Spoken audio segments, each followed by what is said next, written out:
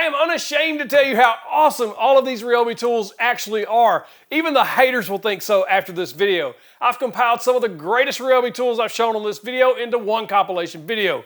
Let's go. If you like any of the tools you see in this video, I'll link them in the description and the pinned comment to help you find them easier. About a year ago, I made this video. It's the hater's guide to RYOBI, and it's heavy because of all the hater comments on that video. I know you may turn your nose up when you walk by RYOBI and Home Depot, but there's some hidden gems here I think you should consider for your shop.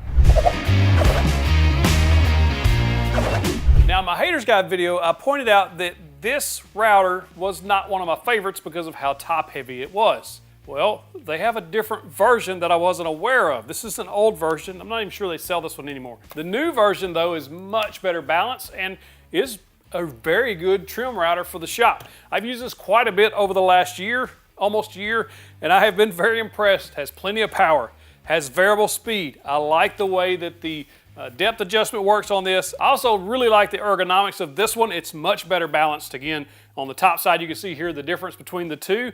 This one is a much better made ergonomically. It just doesn't tip over on you. And the fact that it fits nicely in the hand, it's not overly big. And I just think it's a really well-made router and worth your consideration if you're a woodworker. Now, this isn't a 2¼ horsepower router that you're going to use in the router table, that you're going to be plowing through deep dados and grooves and things. But for edge profiles, this thing has worked awesome in the shop. I've really liked having it. It's a great little router if you're in the market, and especially because of the price point of this router, this is a really good option, especially if you're on a budget. Or even if you're not on a budget. You just want something that's not going to break the bank. It's just a good all-around router. One thing I like about the new version versus the old version is the fact that they've kind of slimmed all of this down. You can see this giant shoulder here, and that's where the weight of this thing was tipping backwards.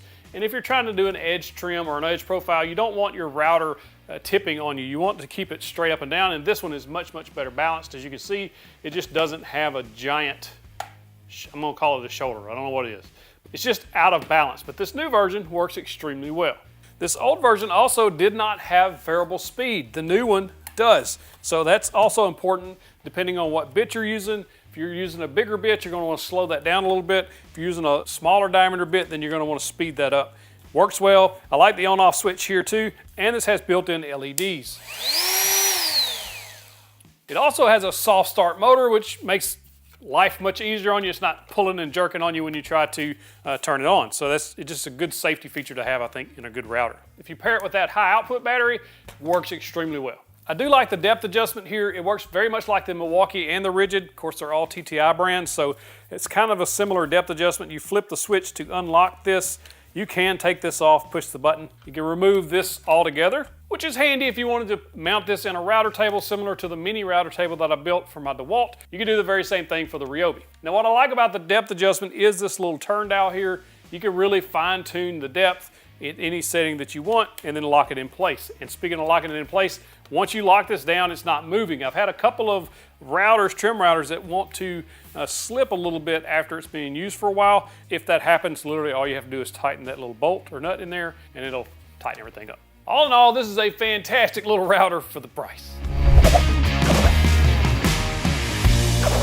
Now, I buried the lead a little bit, but number 2 on the list is my favorite RYOBI tool that I own, and it is the 18 gauge brad nailer. They call it the Airstrike brad nailer. This thing is awesome, and for the price, it's hard to beat. It's hard to find another cordless brad nailer in this price range with a lot of the features that you want in a brad nailer. If you don't have a brad nailer in the shop, especially a cordless brad nailer, I have pneumatic brad nailers. They work great, but having a cordless brad nailer is fantastic just to be able to move around the shop without getting tangled up in the cords. Again, it uses standard 18 gauge brad nails, easy to load, has an LED on the front. That's kind of handy. On the back, you'll notice a pressure adjustment that you can turn up or down. On the front here, you can adjust the depth that it's going to be able to shoot those nails in, either deeper or shallower, just depending on how far you want them to go in. Sometimes you don't want them to sink too far into the material. They may break through the backside of it, whatever you're connecting together. I mean, most all brad nails have this, but there it is. Another thing to note is there's 2 triggers on here. The top one will fire the nail. The bottom one activates the LED light. I think that's a nice little feature to add too. You can use brad nails from 5/8 all the way up to 2 1/8 inches long, 18 gauge of course. These are very inexpensive. I buy them by the bundles on Amazon. I'll link to them below, but you can get multiple different sizes in a pack. That's what I like. Now, one of my favorite features on this brad nailer is this little switch right here inside the trigger guard. If you push it to the left, you see a single brad nail. If you push it to the right, the little 3 nail icon is on there. On the single brad nail, flip that switch, it's gonna shoot 1 brad nail. If you push that switch over where it shows the multiple brad nails, all you do is squeeze the trigger 1 time. And you see that it's not firing because that isn't depressed. When you pull the trigger and you press that down, it's gonna shoot a brad nail. As long as you're holding the trigger down, it will continue to fire nails into the board without having to re-pull that trigger. And that is great, especially when you're putting on a lot of stuff like baseboards or trim or something. You just wanna pop a bunch of nails in there. I love that feature about this. It's my favorite feature on this brad nailer. Now what I noticed on the firing of those nails into that board, that they all are consistent depth. Again, you can adjust that depth if you want them deeper or more shallow, but this thing works extremely well, especially at this price point. As far as the ergonomics go, it does have a little heft to it. I mean, it's a 18 gauge brad nailer. Most of these cordless brad nailers are a little hefty, but it does have good ergonomics as far as your hand grip, and everything feels nice in the hand. If you're using this overhead a bunch, it would suck after a while, but just general use in the shop, it's been a great addition. Number 3 on the list is their full-size circular saw. This is a 7¼ inch saw, the 1+ brushless line, same as the brad nailer.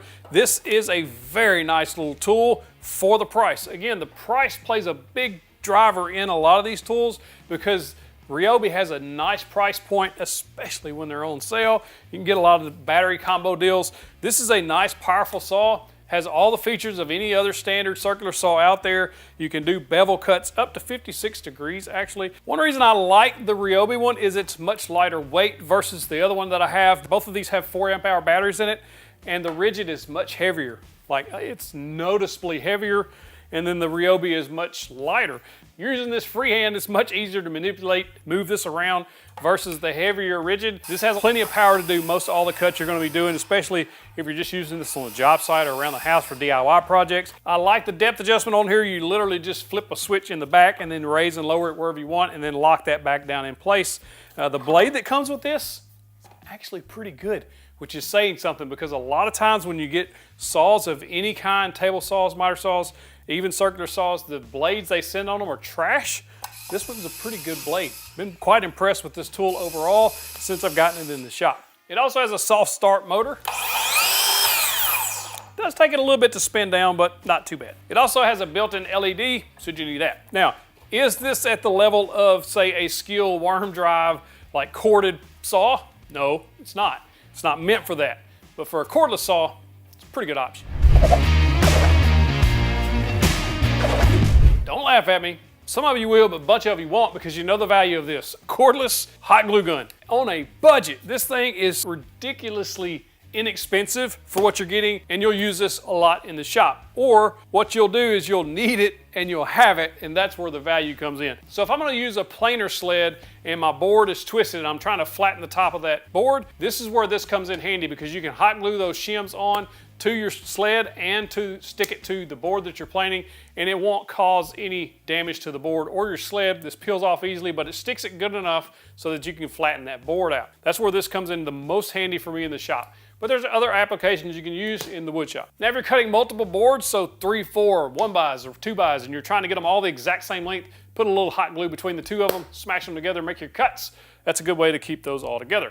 You could also use this to temporarily hold 2 pieces together before you get fasteners in there. It's just a lot of uses you could have in the shop. And again, it's cheap, it heats up fast, and it works. What else could you want? Before we get to number 5 and the 2 that I wouldn't recommend, there's some honorable mentions here that I've used quite a bit. First and foremost is this multi-tool. This isn't the brushless, this is the brush line. I've used this a bunch to cut out parts and pieces coming off the CNC, cutting those little tabs. This thing has been awesome. I much prefer this one over the rigid one that I had before this one. I still have it. I just use this one lots more. This is a great little tool to have in the shop. Also the drill and driver. I've used these a decent amount too. Not as much as my Milwaukee and DeWalt. I just prefer them or my rigid, but these work very well. I was used these on building a bench and different projects that I've used over the last year. They work great. They feel great in the hand. They work great. I have no complaints other than if I was buying these again, I would buy the brushless line, the 1+ brushless line. I think they would be a little more powerful, get you a little better battery life. But as far as budget goes, I bought these in a combo kit. They've been good. No complaints. right, before we get to the ones I would avoid, this little jewel, I picked this up on a sale and it was cheap, cheap, cheap. This is a little work light. And what I like about this is it has a little feature where, am I blinding you? You can push and pull the lens to focus, basically get a focus light or a floodlight. It also has 2 brightness levels, high and dim, I guess you would call it. And one of the greatest features on it, it has a clip, like a built-in clip that you can clip to the workbench or you can clip to anywhere else you need a little extra light. Bandsaw, table saw, anywhere that you need a little extra light, because as we get older, it's harder to see. This thing's a great little tool to have. You can focus that light down to the size of a baseball-ish, maybe a little smaller, or you can flood it out to basically a bucket size. Another thing I love about this little light is it's got this flexible head on there. You can just really spin this, twist this, put this wherever you want to focus that light. It's perfect for little projects and things, or if you're having to work on something in the house, in the attic, under cabinets, anything like that. It stands up by itself, it clips the stuff, it's just a good little light. But for the price, this thing is a really good little addition. Even a hater would like to have this in the shop, just to be honest. 2 tools I would avoid if I was buying my stuff over again. Number 1, I got this in the combo kit. I don't care for this little sander. It's not very powerful. If you're sanding with it, with the battery in there, it stops rotating. It just doesn't have enough oomph to spin around that disc. On wood, just regular pressure, not pushing down on it. I'm not happy with this sander. I don't like this sander. If there's a better option out there for cordless RYOBI sander, let me know. This is the one that come in the kit, and I would avoid this one. I would recommend you go and get a corded DeWalt sander, or even the Craftsman or something like that. That's the ones I would recommend over something like this. I have yet to find a cordless sander that I like. If you know of one, drop a comment, I'll check them out. Also in the kit was this little bitty 5.5-inch saw. I don't care for this. I think it's underpowered. I don't think it's a good size. It's not practical for woodworking projects. Maybe around the house if you just need to lop off a 2x4 or something, it's okay. It's very weak. I just don't care for this, and honestly, I don't even know what to do with it. It's just here because it come in the pack. I never use it because I have the other one that I much prefer. This is a much better option, the 7.25 versus this little one that come in the combo kit. This is the hater's guide to RYOBI tools. Listen, I know a lot of you walk into Home Depot, you're walking down the aisle, you see the RYOBI tool display and you turn your nose up as you walk by. Some of you, even when you're walking by, accidentally get too close and skirt away as fast as possible, scared you're gonna catch RYOBI cooties. I know your Milwaukee batteries wouldn't be caught dead near a RYOBI tool. Listen, they're not that bad. Let me tell you about it. Before we get started, you should know that I am not sponsored by RYOBI or anybody else in this video. I purchased every single one of these tools myself with my own money from Home Depot. So these are my thoughts. So I put a poll out on my YouTube community tab and asked which brand of power tools was your least favorite or the most hated. RYOBI come out on top with like 38% of the vote. Festool with a close second, but I really thought Festool would win out just because of their price. But for some reason there was an unnatural hatred for RYOBI in my opinion. I've never used their tools until I purchased this set, and I thought, I gotta do some digging on where they come from and why this hatred exists. So I went way back to the beginning to find out where RYOBI started. They started in Japan in 1943 as a die-cast component company. Then they evolved over time, bringing their very first power tool, which was a drill in 1968. Not this drill, but a regular corded 1968 model. Of course, over time they evolved and now have what you see today. In August of 2000, they were actually acquired by a company called TTI. And if you don't know, TTI actually owns Milwaukee, Rigid, Hart, and several other power tool brands. Why is that important? Well, it's important because being backed by a larger corporation, I think gives them a little bit of an advantage over some of the other tool companies that are out there. There's an article in Forbes called The Business of Power Tools from way back in 2016, but I think it's still relevant. And in that article, it stated TTI launches 300 new products every single year. And it only takes them about 6 months to develop and launch a new tool, where other tool companies take up to 18 months for that same process. I think that puts them ahead. When they think of something new, they can get it out faster. What I found interesting though about TTI is a lot of times when you have a holding company like that, they control all the companies under them, where this is a little different because Milwaukee, Rigid, RYOBI, all of those have their own individual product development teams, their own engineering teams, their own sales teams. So it's basically operating as an independent company, even though it's held by a larger company. And RYOBI has a North America division in Anderson, South Carolina. And if you've ever seen this place, it's quite impressive. They have a garage set up inside there so they can see how their tools will be laid out in the garage. They can 3D print these type things just to kind of get an idea before they send them off to be manufactured. It's very impressive, the setup that they have there. I think the number one thing that sets RYOBI apart from most other tool brands is the price. These are extremely reasonably priced for most people. People who just want to do some DIY projects around the house or a beginner woodworker. I purchased this entire set for $400 and then I added the RYOBI router. That's an extremely good price for everything I would need to do beginner woodworking projects. I've got a drill, I've got a driver, I've got a sander, I've got a jigsaw, a circular saw, and a couple of other saws that I could basically build almost anything that I wanted to with just this set, especially starting out as a beginner. If you look at similar combo kits like this from Milwaukee, Rigid, DeWalt, you're going to be spending several $100s more. And I think that's what attracts most people. The price. The next thing that I think attracts a lot of people to RYOBI is the fact that they have so many tools. Just in the 18-volt 1 Plus platform, they have over 260 products that you can use the same battery for. That, in and of itself, will attract a lot of people, because if you're the average homeowner and you go into Home Depot and you pick up a drill and driver, you could also use the same thing on a string trimmer or a leaf blower. Like, that's super powerful to have that much stuff under one tool brand or one battery platform. And that interoperability, that's a big word for a redneck, of this battery system is what a lot of people are going to buy into. It just is. In the power tool world, RYOBI is actually known for making some innovative products and have actually received a lot of design and innovation awards over the years for their products. I did not know that. Thought it was impressive. RYOBI has received the Red Dot Design Award, several of those actually. They've also received a Good Design Award, the IF Design Award, the IF Product Design Award, the CES Innovation Award, just to name a few. Another thing that attracts people to various brands of power tools is warranty. These have a 3-year limited warranty, limited meaning free from defects, things like that. I mean, if you run over with a truck, they're not gonna warranty it, but just like any other tool brand, this is very compatible with the DeWalt warranty.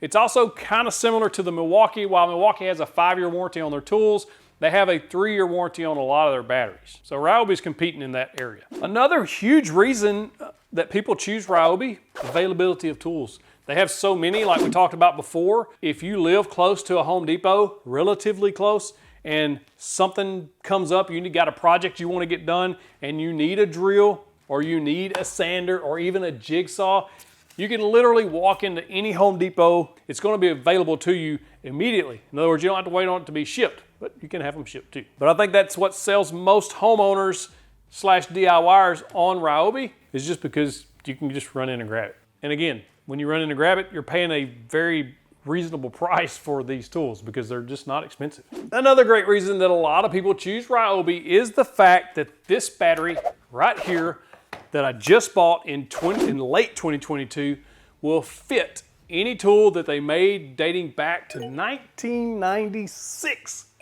And vice versa. If you still have a battery that actually works from 1996, it will plug into this impact driver just like that one did. That's huge for a lot of people because that tells everybody that's buying this set of tools, these batteries have been around for so long, they've invested so much in that battery connectivity, compatibility, that it's not going anywhere anytime soon. Where some other tool companies have swapped over the years their types of connections and things like that, especially as battery technology has improved or innovated. So why do people hate RYOBI tools so much or have so much dislike for them? For a lighter word than hate. I think a lot of it has to do with you picking the wrong tool for the wrong job in a lot of cases. I know in the comments of that poll, a lot of people cited durability as one of the reasons why they didn't like RYOBI. And also I think a lot of it came from years past before RYOBI started kind of improving their brand and or tool quality. A lot of their older tools were a little bit lesser quality in my opinion, but now these are on par with the rigids that I have. They're nice. With that said, I think a lot of people, if you're working a construction type job, that these are going to be dropped and banged around and used by a bunch of different people who absolutely do not respect your tools, because I've worked on job sites before.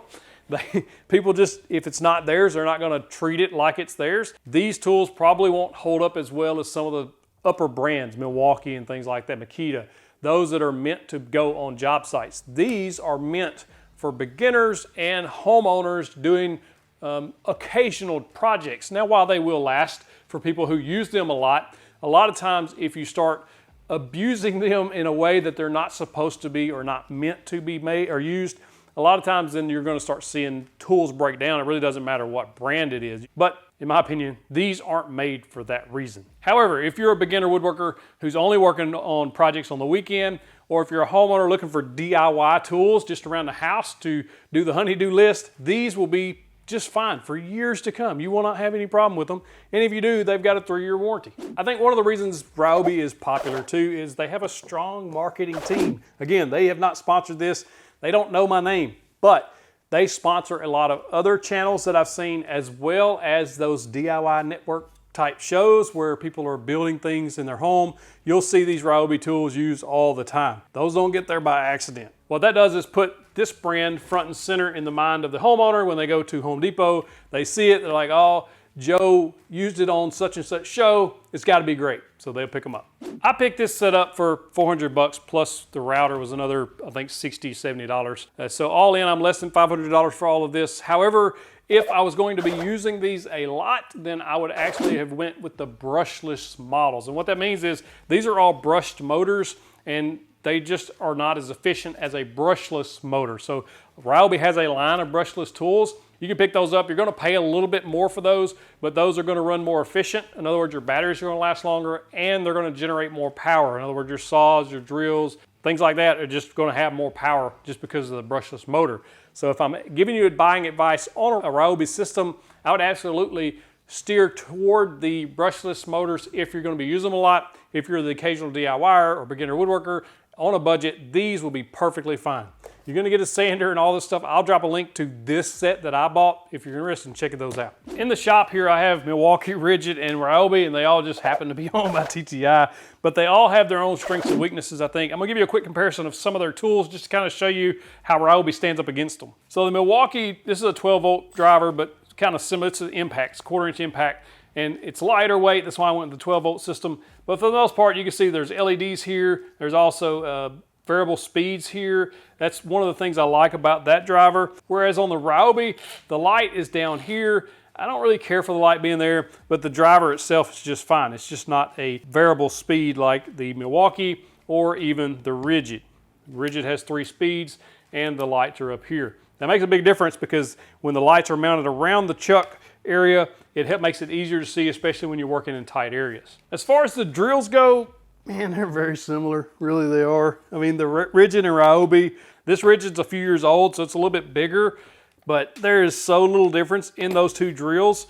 It's not really a whole lot to say about them. They both have settings 1 and 2 for slower and faster drill speeds. They both have the adjustable chuck so that you can adjust the how much torque you're putting on your drill bits or your screws. There's just really not a whole lot of difference in drills for the most part, just for regular everyday use. The Milwaukee is a 12-volt one. It also has the 1 and 2. It also has the chuck. It feels a little better in the hand, but it is a 12-volt and it's lighter, so it's really not a comparison there. As far as oscillating tools go, I have the Rigid and the RYOBI. These things are so handy to have in the shop. If you don't have one, you'll use them a lot. I actually prefer the RYOBI brand one. It's lighter weight than this Rigid, and it's a soft start and it's a trigger pull. Whereas the Rigid is just a switch and it vibrates a ton more than this one. I think this one's more ergonomic. It just feels better made to me. And the last comparison is a router. I've got 3 different routers here from each of the brands. My personal preference is the Milwaukee one, but this RYOBI, fairly nice. The only thing I don't like about it is how top heavy it is with this battery on there. The way it's made, it has that giant, whatever that is, coming off of that, and it is really heavy on that end, where the Rigid and the Milwaukee both have similar profiles all the way down, and it makes them more balanced. Now this is an older model. They have a newer model out that's variable speed, but was sold out when I bought this one. So that's why I got this one. But for the most part, it does what a router's supposed to do. It's just a little more awkward to hold. But as far as features, adjustability, they're very, very similar, all three of them. And one of the reasons I went ahead and bought the Milwaukee router is because my rigid router keeps doing this.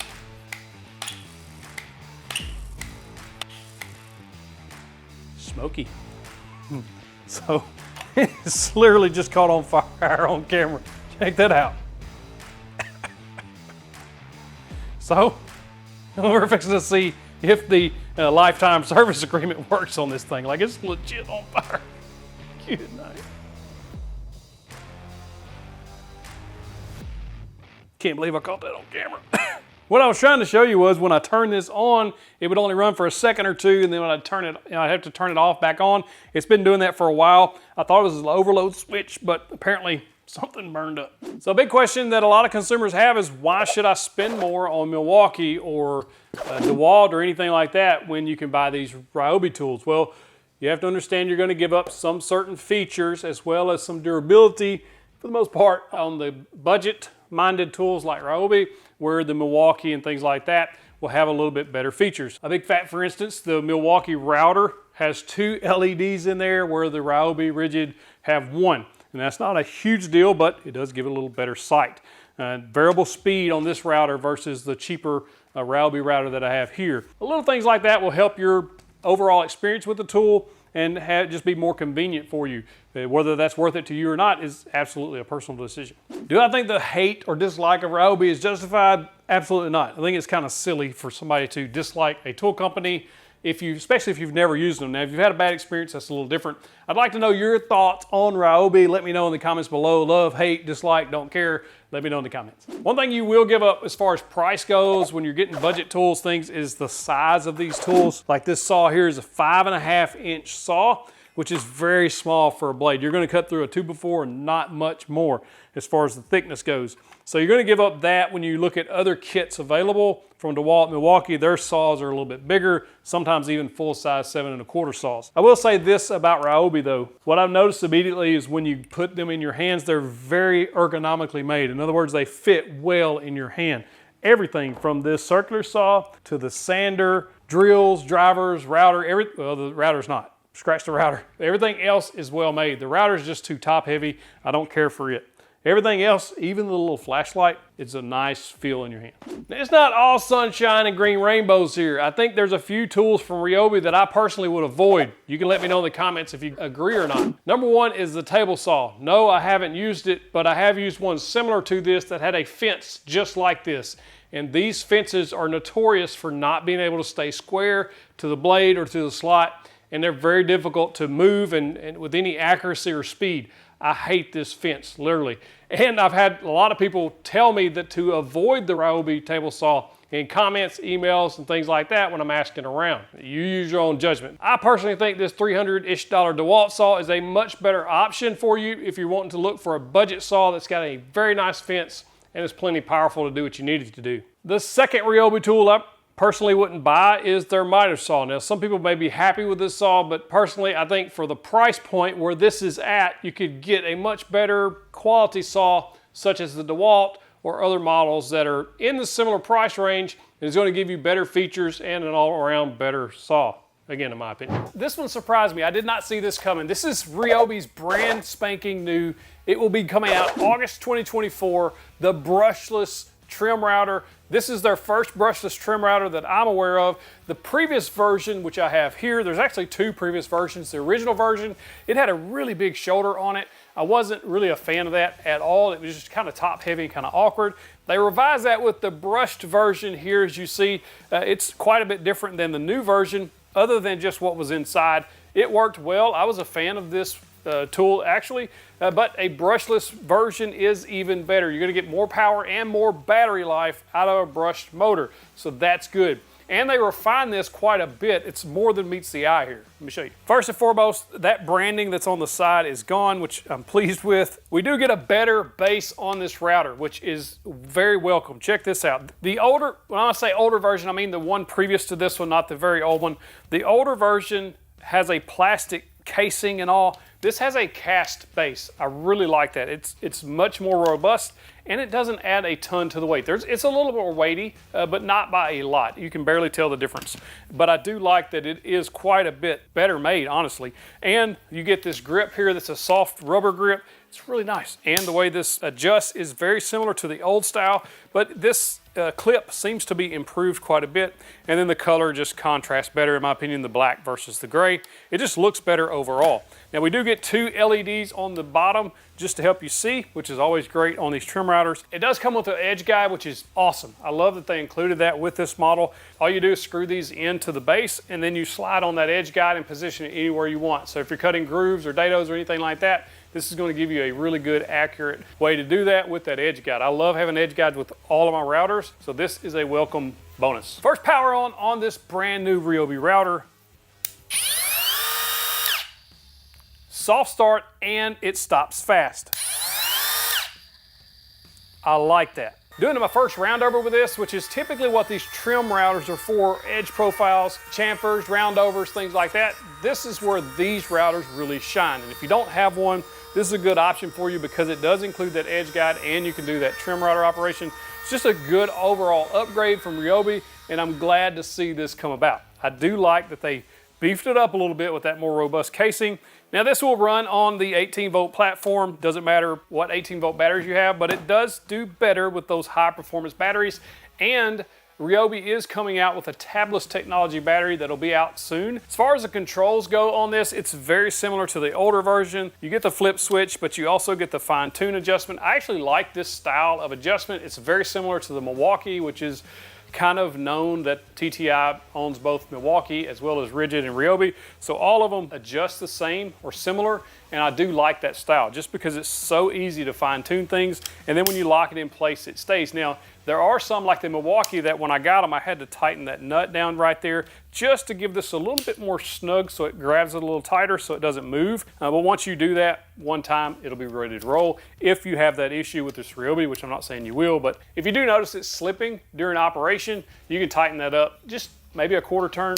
It'll be good to go. This router is also variable speed. You get 15,000 to 30,000 RPMs depending on what setting you get, from 1 all the way up to 6. You also get this dust port adapter if you wanted to hook up a dust hose to it, and that will actually, you take the base off and it will snap in right there. You loosen up these 4 bolts, move this base off, this will pop out, and you can pop this one in.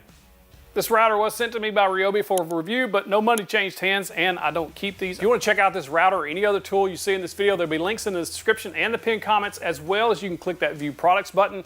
As soon as these are available, they'll be linked right there and in the comments. At the time of filming, this is July 27, 2024, and this is set to release sometime in August 2024. So depending on when you're watching this video is when this will be available. Now, speaking of these batteries real quick, before we move on to number 2, if you don't have any of these high performance batteries or even the tabless batteries when they're available, you will see a significant difference in the power and battery life of your RYOBI tools if you upgraded to those, if you haven't done so already. So it may be worth checking out if you've been lacking in power and battery life. Number 2 on the list, this one surprised me. I did not expect this from RYOBI at all. You may be impressed with this, and you could probably use this in your shop and around your house. Check this out. This is RYOBI's brand new Tri-Power Tripod LED light. Now, why would you need a light in the shop? Well, sometimes you just need extra light, especially if you don't have proper shop lighting or it's just dim or dark. Something like this may come in handy, but the reason I like this to have around the house, for one, is when the lights go out. Every winter, we'll get an ice storm of some sort and our power goes out for sometimes days. Having a battery-powered light source is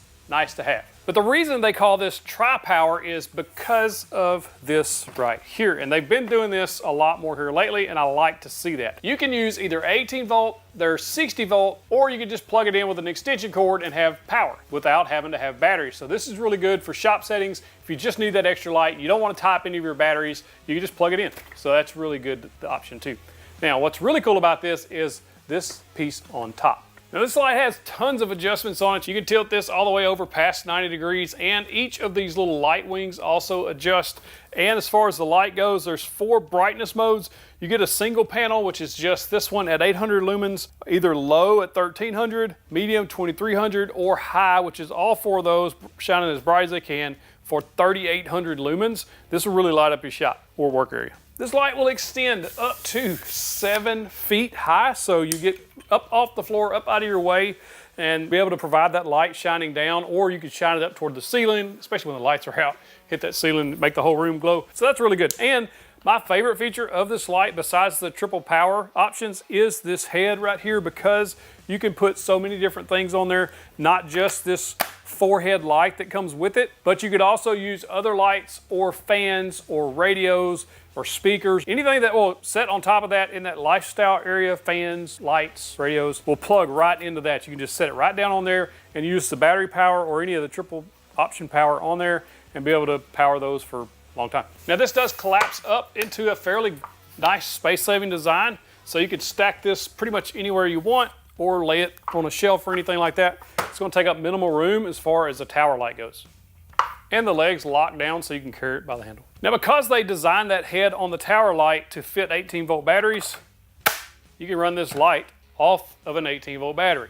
It probably doesn't come across on camera, but it's pretty bright. It's a pretty bright light if you need a work light, especially one that you can detach and use with batteries, and you have the tower, so it's a really good option for work lights if you're in the market. Will that 40-volt battery power a drill on top of the tower light?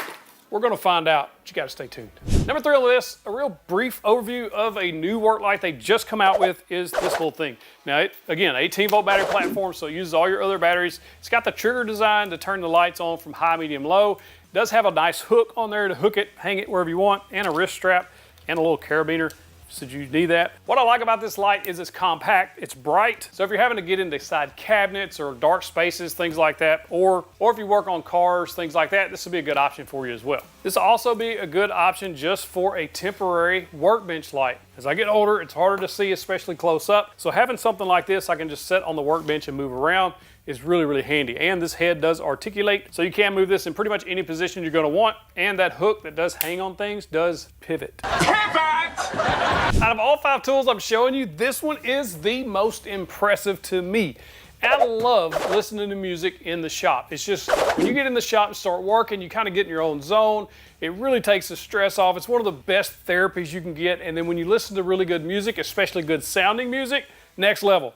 This thing blew me out of the water on how good it sounds. Now, if you've watched the channel at all, I'm a huge fan of this Festool Top Rock. I have it right back here. It's literally just a job site style radio. It's one of the best sounding job site radios I've ever listened to until now. This RYOBI has such full bass in the highs, mainly because it has a 50-watt subwoofer in here. It also has, I think, 2 15-watt mid-range speakers, so you're getting a full range of the sounds, and it just sounds good. Check this out.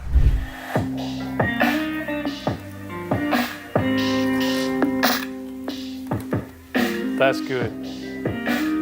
Not only that, you can connect up to 100 other Bluetooth speakers like this from RYOBI. Why you would need 100 speakers, I don't know. If you have a bigger shop, you want to fill the whole shop up with sound, you can use stuff like this. They connect Bluetooth to this, and also they power on and off with this radio, so one control for all. It's really easy to connect your Bluetooth just like you would any other Bluetooth device, and it does have a USB connection, so if you have a media player like an old iPod, I love those things, iPod Classic, probably one of my favorites, you can connect one of those up here, probably use that as well as your media playing device. This thing is robust, y'all.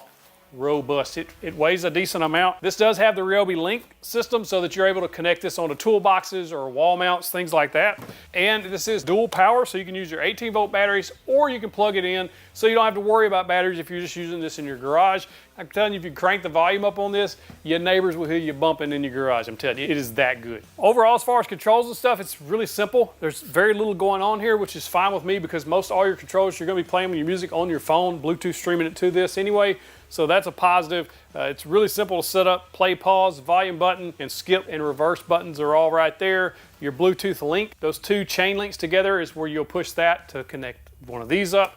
But other than that, it's just a pretty overall simple design, but absolutely amazing sound. If you have a chance to play with one of these in a Home Depot or something, go check it out. It'll blow you away, the sound quality. Last but absolutely not least, one that probably will surprise you. I bought this myself just a couple of months ago. for a reason, and then we'll get into it. Since the spring, I have been buying more and more power tools for outdoors. I bought a chainsaw and a weed eater, RYOBI brand, the 40-volt brand for my outdoor tools. I got tired of pulling on the weed eater that just wouldn't start, so I went with the battery powered. Never been happier. They work amazing. Now, on the back of the house, we have a deck that needs to be cleaned at least once a year. Usually it's about once every 2 years, so I bought this pressure washer. This thing did a really good job taking off all the slime and even the old stain before we put down new stain. It comes with 3 different tips that you can use for various spray patterns. There's 2 powers, a low and a high. It does run off those 40-volt batteries. Inside this lid, you just put the battery on and then lock this back down. This is a water sealed, so water's not gonna get in there or hurt anything.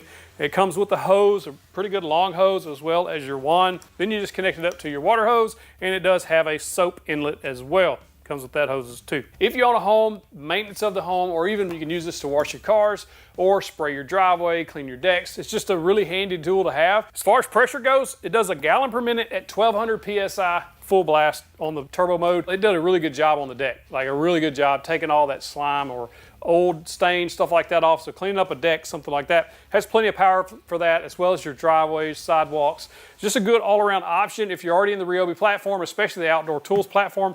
I've bought all my RYOBI outdoor tools. They haven't sent me any of those.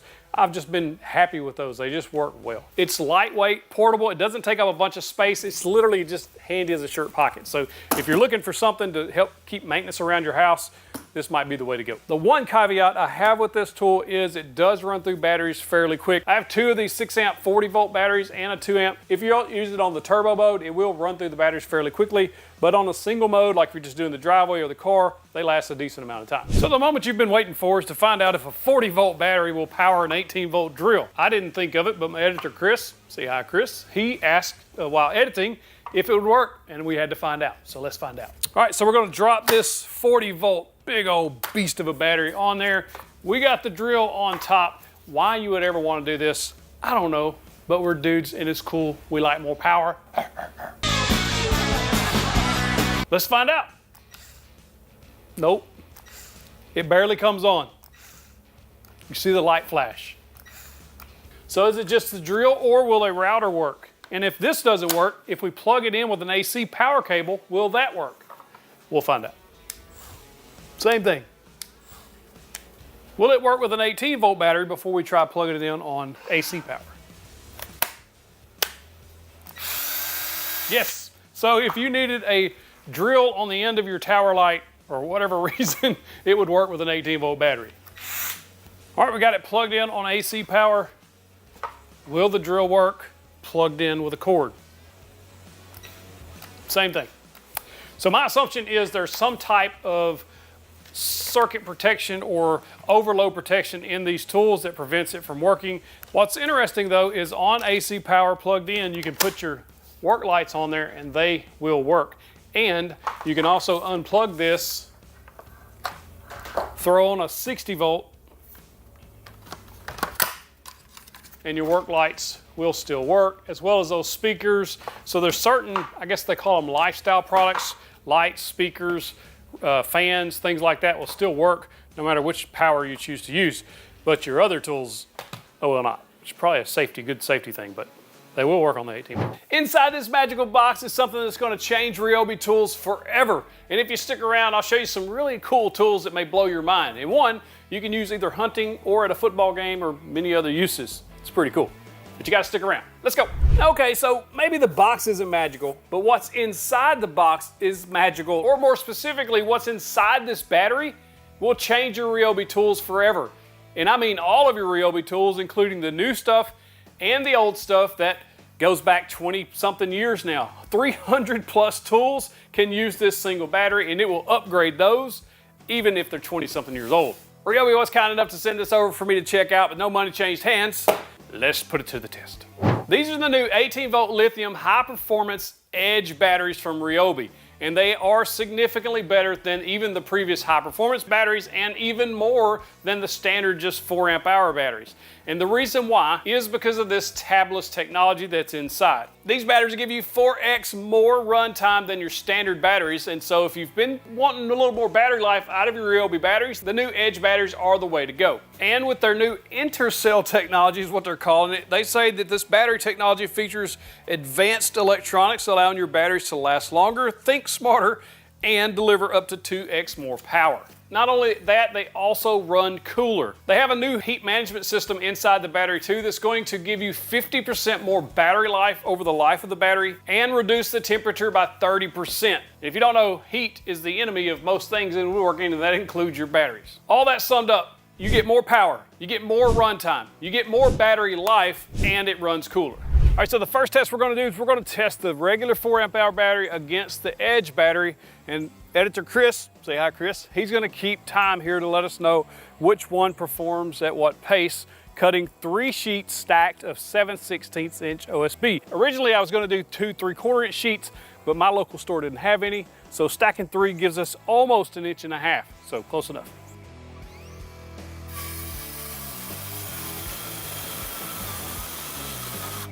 Pretty interesting that it stopped on me a couple of times. When I heard it bogging a little bit, it stopped. So what I had to do is just back off of it a little bit so that we could finish that cut.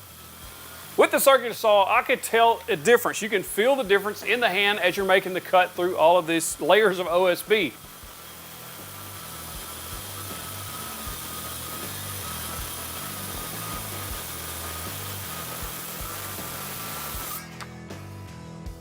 Now we're going to use the high performance Edge battery.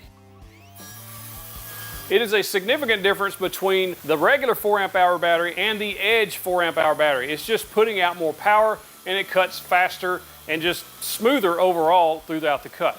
Not one stall, and it cut through it pretty cleanly. I was quite impressed with that. So that's a good sign.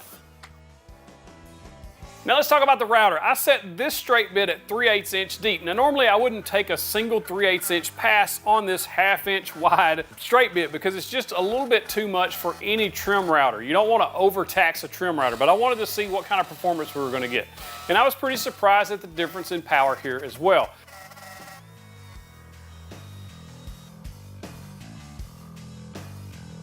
It did perform better with the higher performance versus the regular 4 amp hour battery, even if just slightly. But you can hear that difference in the motor performance even while cutting. And I think that's a significant upgrade. And then when you add the battery life in there, and you're not going to tax it like this normally. Normally I would have done half of that depth and then made the second pass at the other half to get it to the depth I wanted. But overall I was pretty impressed with this Edge battery on their new router. This is the new brushless router that they just come out with. Next is a drill. This is a 2-inch big old Forstner style bit from Milwaukee that we're using here.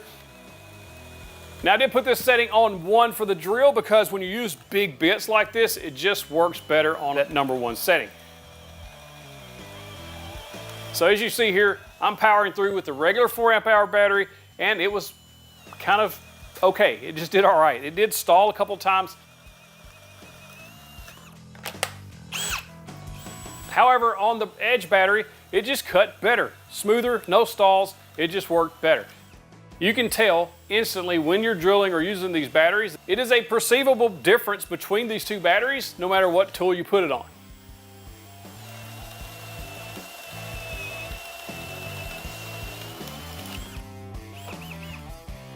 All right, before we get to 2 tools that I think will blow your mind, I slept on this because I wasn't aware, because I don't have a Home Depot near me. They're 90 miles away. But I was not aware at the quality of the RYOBI Link storage system until this week.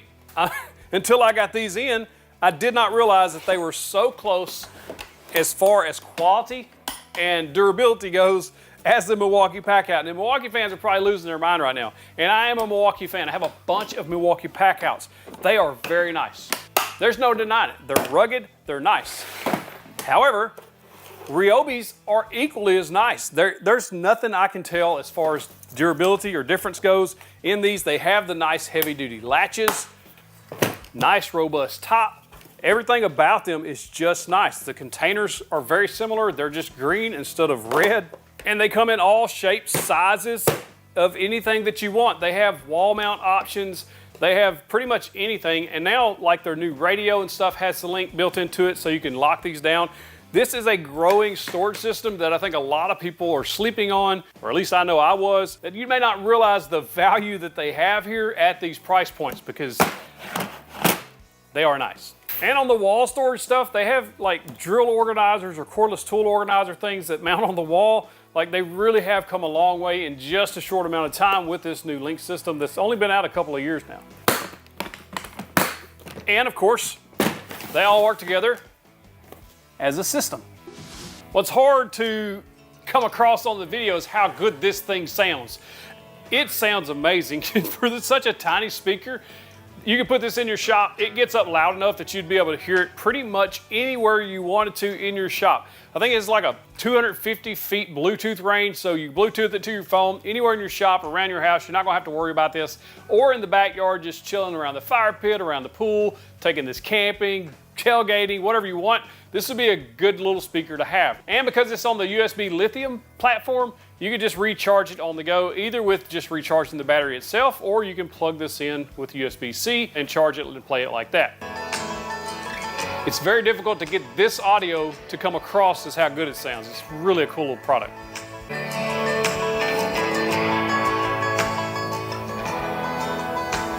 You do have controls right on the end for volume up, volume down, as well as play, pause, and the power. And this will also connect to bigger radios like the one I previously showed on the channel. This one, this RYOBI Verse radio, this will connect to it so they both sync up so you can use them and basically have stereo sound, different parts of your shop or tailgate or backyard or wherever you want. Oh, and another huge benefit of this is it's waterproof and dust proof, so the dust or the water's not gonna bother it. And for what it is, has little pads on each end. It's pretty robust. This blew my mind. I didn't even see this coming from RYOBI, and it's one of those things that if you're already in the RYOBI platform, especially the USB Lithium platform that they've got going, this might be something you want to pick up to make life easier or more comfortable, especially if you go to football games on Friday or Saturdays when it's cold, or if you go hunting, or if you go camping. Like, there's a whole bunch of uses for this. Not only is sitting on bleachers or in a deer stand or anything like that cold on the tush, it's uncomfortable because they're hard seats usually. This is RYOBI's new heated cushion. This is awesome. I wish I'd had this so many times when my kids were in band and other activities, soccer and all kinds of stuff where I'm sitting on those cold bleachers. This would have been perfect. Now, this will heat up to 150 degrees. There's 3 power settings. It is in that USB-C lithium platform. It can run off of 1 or 2 batteries to give you up to 5 hours of runtime. And it's quite comfortable to sit on. The squishy cushion doesn't collapse too much, so you're not just all the way down to whatever you're sitting on. And because it's 3 settings, you can low, medium, or high, depending on how cool it is and how warm you want your tush. This is awesome and warm. It is quite warm and getting warmer, actually. I got it on the highest setting. It's warming up pretty good. This would be a lifesaver, camping, football, all kinds of good stuff. Check it out. I'll give this to my daughter because she goes to a bunch of football games where her boyfriend's a coach, so this will help keep her warm. These are 5 RYOBI tools that even the haters would love. The future's looking really bright for RYOBI. 2 of these are probably gonna surprise you. First on the list is this RYOBI multi-head screwdriver kit. If you've seen one of my favorite drills, the Milwaukee 5-in-1 installation driver, this is like the mini-me version of that. That's why we call him Mini-Me. I shall call him Mini-Me. If you're not aware, over the last year or so, RYOBI's been coming out with some USB lithium tools, and this one's pretty cool. This is a multi-head screwdriver. This is electric. It runs off of their new USB lithium platform, and these are little batteries that you can charge with a USB-C. It's very convenient, very handy, especially if you travel, put it in a vehicle, camper, RV, etc. Nice little tool to have. And what I think this is really useful for is around the house, especially if the spouse orders maybe some IKEA style furniture that always needs put together. This might be the way to go. Now, this battery will just pops right in the bottom of this, and then you're ready to roll.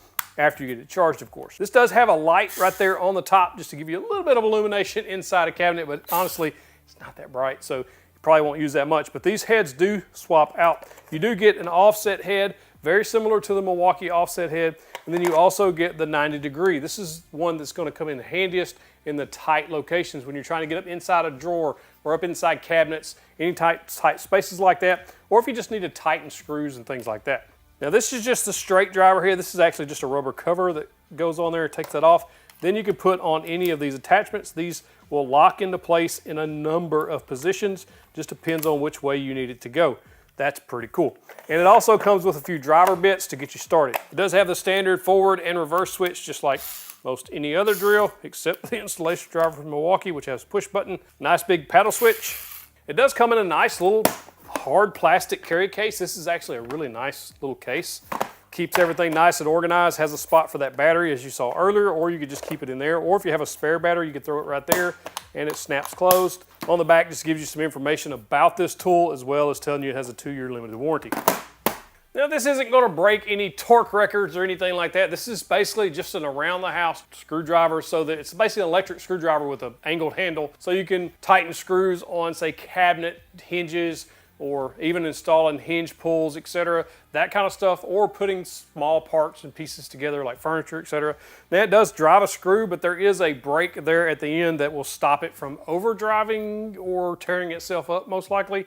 It's not, again, not a very powerful driver, but just a handy thing to have if you just need to loosen and tighten screws, etc., especially in tight spaces, because it's such a small, compact design, and it has the offset head, and it has the 90-degree head. Just a handy little thing to have. You could put it in your shirt pocket if you wanted to. This would actually make a really good gift for the spouse to keep her out of your stuff. Just saying. Next up is the 18-volt work light. Now in the previous video I talked about 5 RYOBI tools that people would hate. I had a work light in there, and that one had a flexible neck on it where you could bend it and put it in position. This one is a little bit more unique in the fact that you can hang it in 2 different ways, or it will literally just stand up on its own using those 18-volt batteries you've probably already got, or should have anyway. Now on the top, it does have a flip out stowable hook that you can hang it from any position that you want up high. It also has one built into the base that will allow you to hang it in a different position should you need to hang it overhead or anything like that. Now this is, again, running off that 18-volt platform, and it is quite bright. If you turn it on, it shines pretty good. This is going to light up your workspace pretty good, especially, again, in tight spaces, attics, crawl spaces, inside the hood of a car, anything where you're going to need that extra light. Inside the workshop, if you just need to literally put a little light over the top of what you're working on. I'm getting older, folks, and when I start looking at things in dim light, I have a very hard time seeing it. This is super handy. And it has 4 different modes. It has a bright and a dim with both lights lit up. You push the button, it goes to dim. You push it again, it turns off this bottom light. So now when you fold it over the top of your workpiece like this, you have a place to work. This side light's not on, so it doesn't affect your vision, just the top light coming down. It's a very good feature, and that is also in bright and dim. And then of course when you push it one more time, it goes off, and you can store this away. Super flat packed, ready to go. Take the battery out. Literally weighs very little, like very, very little. The only weight's coming from the battery, should you leave it installed. This is one of those, if you're already on the RYOBI platform, you should probably just pick it up because it takes up minimal space and will be super handy to have when you need it. Next up is the RYOBI Speedbench. Yes, I just did a very full detailed review on this thing, but it is fantastic. I thought I'd briefly mention it in this one before we move on. Now this thing folds up into a dolly, so you can use it around the house to move boxes or furniture or whatever you need to use. I think it holds 300 pounds in dolly mode, and then you can make it into workbench mode where it'll hold 400 pounds. I literally stacked 400 pounds of weight plates on top of this thing. If you're in a small garage workspace and you need some extra space just to like finish things or move them off your regular workbench, or if you don't have a workbench, you can move this in and out of the garage or shop or into the driveway so you can work on it. It can clamp on all 4 sides. It has a RYOBI link system, folds up into a compact space to move it out of the way. It's just a nice tool. I'll link to that at the end of this video so you can go watch the full review. I'm a huge fan of this Speedbench. And speaking of fans, this is the new RYOBI 40-volt Air Cannon, as they call it.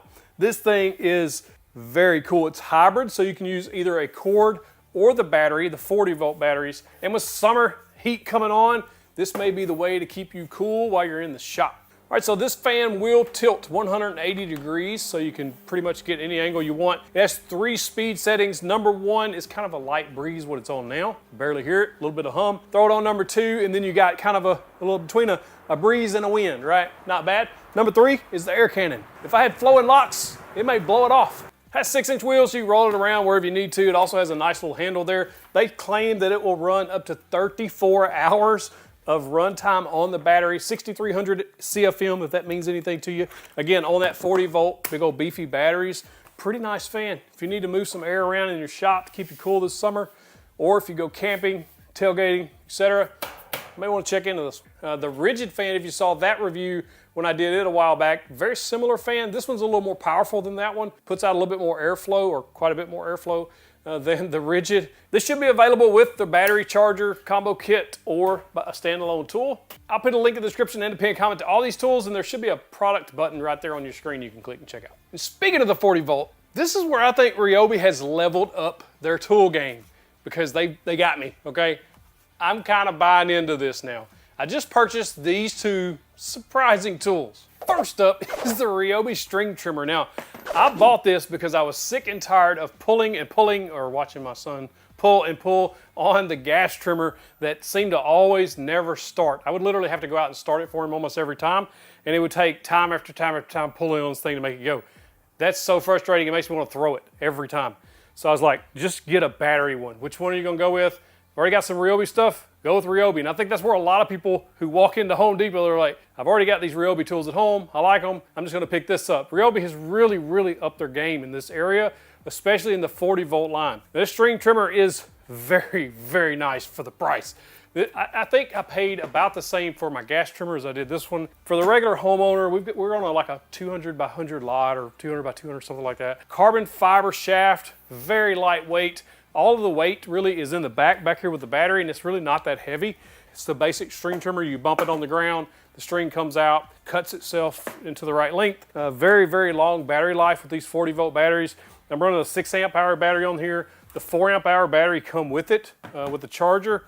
Just a very, very nice, powerful string trimmer that's gonna cut the grass like I needed to. This thing is very surprising. I do like that there's a little safety switch there before you pull the trigger, before it takes off, because if you set it down in the wrong environment, maybe it bumps the trigger, but that little safety part keeps it from accidentally getting tripped on. It also has a low and a high switch, so if you need to go a little more power, you can give it more power. I'm giving it all she's got, Captain! There's a little switch there that does that on the side right there where your thumb's at. Overall, I'm very pleased with this so far. No complaints whatsoever. Again, with the 40 volt, I picked up this chainsaw because I've got a few bushes that died. I need to clear those out. I didn't have a chainsaw, so I picked this one up. It's a 40 volt. I went with the 14-inch bar. They have various lengths of bars. I think there was an 18-inch one I could have got. One thing I will note though, in store, I couldn't get any help in the store. I would have bought this in store day of when I saw it, but no people were available, and they got everything locked up now because thieves steal everything. That's very frustrating for somebody that just wants to buy something, pick it up, go pay for it and leave. But I did order it, come in like in a couple of days. This thing is really nice. Get you some bar and chain oil with it, and then go to cutting. And that's pretty much it. I'm also rocking the 40 volt battery on this one, 4 amp or 6 amp. It does come with an included tool change or a wrench there. You know how old chainsaws, you might lose this. Right there to help you tighten that chain up or to change it out or anything like that. That's what that's for. Stores right in the handle. Man, it's pretty much just like any other chainsaw you've seen. Nice handguard on it. Nice balance to it, actually, no matter what position you got it in. Easy to use. Works great. Using this chainsaw to cut down this old dead bush was shockingly fast. I didn't know it was going to go that fast. I've used chainsaws before, clearing different trees, small trees, things like that. For what this costs, the convenience of the battery power, not having to worry about pulling to get this thing started. Also the string trimmer, I'll never buy another gas-powered either one of those again. I understand there's applications for the gas-powered chainsaws for like clearing land or logging, etc. I'm not doing that. I'm just a homeowner who has a property that I want to kind of clean up small bushes here and there. This is perfect for that. I'm not saying you can't cut up firewood, etc. with this. I just don't. Just for what I'm using it for around the house, this is perfect for me. And yes, I bought this myself. These might be the best RYOBI tools released this year. Maybe DeWalt fans will sell their tools and go RYOBI. They're that good. Let's go. Before we get started, if you want to check out any of these tools, there'll be links in the description, the pinned comment, and the shop button right here on YouTube. You don't want to miss these. RYOBI did send me these tools to check out, but no money changed hands, and I don't keep any of this stuff. I give it all away. Stay tuned. I used to be a hater myself. I would walk through Home Depot's aisles and avoid the RYOBI tools like they were a plague as I walked by. But I bought some a while back and it really changed my mind about the brand and the tools in general. And more recently, they've been coming out with some absolutely amazing stuff that we've shown on the channel previously, and it's just been impressive. Now I'm going to show you 4 amazing tools that really do change the way a lot of people are going to see RYOBI because of the high quality and the power and the usefulness of these tools. This is my favorite, but we'll talk about it in a minute. First, they come out with a brand new battery called the 18-volt Lithium high performance edge batteries. And what sets these apart is the fact that they're tabless technology. The way they deliver the power from the battery to the tool makes a significant difference, especially over the older just 18-volt lithium batteries. Now, we showed the performance differences on these in a previous video showing the drills and things like that. But now we're fixing to start putting them to the real test and cutting some real material, wood, metal, that sort of thing. I even went and bought this Milwaukee 18-volt hacksaw to compare to the RYOBI to see if the performance difference was any different. The first awesome tool you should be considering is their brand new recip saw. This is a one-hand recip saw, as they call it. Now, this is 31% more compact than the previous version of this. It's also 24% lighter, and you supposedly gets 100 plus cuts more per charge on a battery because this brushless 1+ HP is the way to go. Now, this does have toolless blade changes. You just flip the little switch there, it throws the blade out, and then of course to put it back on, you just simply snap it back in place. It does have a lock button to prevent you from pulling the trigger when you don't want to, but if you're changing the blade, you just go ahead and take that battery out anyway. But lock, the trigger won't move. Unlock, it will. Now, this is variable speed, but it's controlled by the trigger and not by a dial or any push button like that. I know a lot of people appreciate that we can adjust the speed based on literally how much pressure you're putting on the trigger. Now, if you don't know what these are for, they're basically rough cut type things or more aggressive cutting, like for metal, pipes, things like that. Or if you're breaking down pallets, things like that. Maybe you're using pallet wood for your projects. This is a great way to break those down without having to pry all the nails off and all that stuff. I wanted to test real-world performance differences in these 3 batteries from RYOBI. We have the regular, we have the lithium high performance, and then we have the high performance edge, which is the new one. I want to see how much difference there is when we cut a 2x12. Now, I've got a 10-pound weight here. It's just a Rogue 10-pound weight. I'm going to hang this off of the tool so that it pulls the pressure down, and I don't introduce any extra pressure there to change the results. But let's take this outside and see how it performs using the different batteries. And editor Chris, say hi. One of the best editors in the business. He's going to pop up a timer here and let us know how each one performed. First, on the regular old 18-volt lithium battery, it's a 4 amp hour battery. I mean, the thing cut pretty good, but it was also a little sluggish in my opinion. But it did go all the way through there, but we are using a very fresh blade here, so we'll keep that in mind as well. Next, I went ahead and put on the high performance battery, not the Edge, but the older high performance battery. And we can see the time difference here versus the first. And then finally, I wanted to throw on this Edge battery. In my previous video with the Edge battery, I showed the difference in even the sound of the drill when you put the regular battery in versus the Edge battery. Now, using the Edge battery to cut this 2x12, it felt faster. We're gonna pop the times up here to see if it was actually faster or if it was a placebo effect.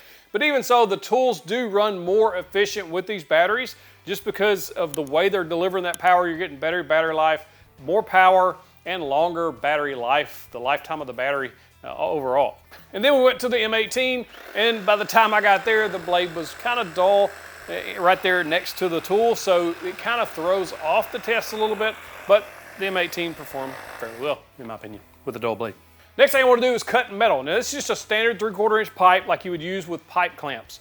And so let's pretend you bought this pipe and now you're going to cut it in half or cut it into certain sections so that you can have certain lengths of pipe for your pipe clamps. That's kind of the idea here. Same 10-pound weight.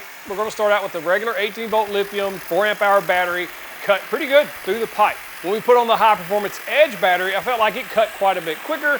We're going to find out. I don't know if it was just a second or two, but it did feel like it was faster. We'll find out here. Chris, tell us how fast it was. And then I used the M18 saw just because we've got it, and we want to see how fast it can cut through the pipe. And it was, again, with a duller blade because we had already cut a couple times. The number 3 tool, if you're keeping track, the battery was 1, recip saw 2. This is 3. This is their new cordless, brushless sander, and this one shocked me. But it's not the crowning achievement for the year, I don't think. The next one is. This thing is pretty cool for what you're getting. Now, I was absolutely not a fan of their previous cordless sander. I bought it in a combo kit, and it wasn't brushless. It was fairly vibrating and very, very weak. In other words, the pad would stop spinning with minimal pressure. I didn't like it at all. This one is vastly different. We're talking night and day. First off, you get the brushless motor upgrade with this new sander, which means you're getting better battery life and more power, and it's absolutely evident when you're sanding with this that it's doing its job. Now, it's not a Festool Rotex level sander where you're just eating off material, but this is a good finished sander for what you're doing with it. Now, I was very, very surprised at how well this performed. They even caught me on video how surprised I was. This is actually very surprising. This sander, I didn't expect much out of it, but it has very little vibration at all, even at the highest setting. And there are 3 speed settings on here. I wasn't actually planning on filming this part, but it's too shocking not to. Check this out. So smooth. I can't believe this, how smooth this is. We're talking, don't hate me here, Festool level non-vibration. And I have used a bunch of sanders over the years, and it's got a little vibration, but it's not much. Crazy. Vibration here is absolutely minimal. I'm not saying this doesn't vibrate. I'm saying that compared to the old version, it is absolutely noticeable, significantly noticeable. The box says 30% less vibration versus the previous one, and I believe it. Another cool thing I like about this sander, or a couple, is the way they've decided to change the orientation of how you insert the battery. The other one was opposite direction, and I think just changing this, it changed up the balance of this sander so that it's much more balanced feeling. Even with a big 4 amp hour battery on the back, it doesn't feel overly heavy towards the back. It is a little weightier toward the back, but not bad. And as you can see, it sets flat. Now, this is a variable speed sander, so you do get those 3 different speed settings right on top, and how you adjust those is with the button on the right. Power it on with the button on the left there.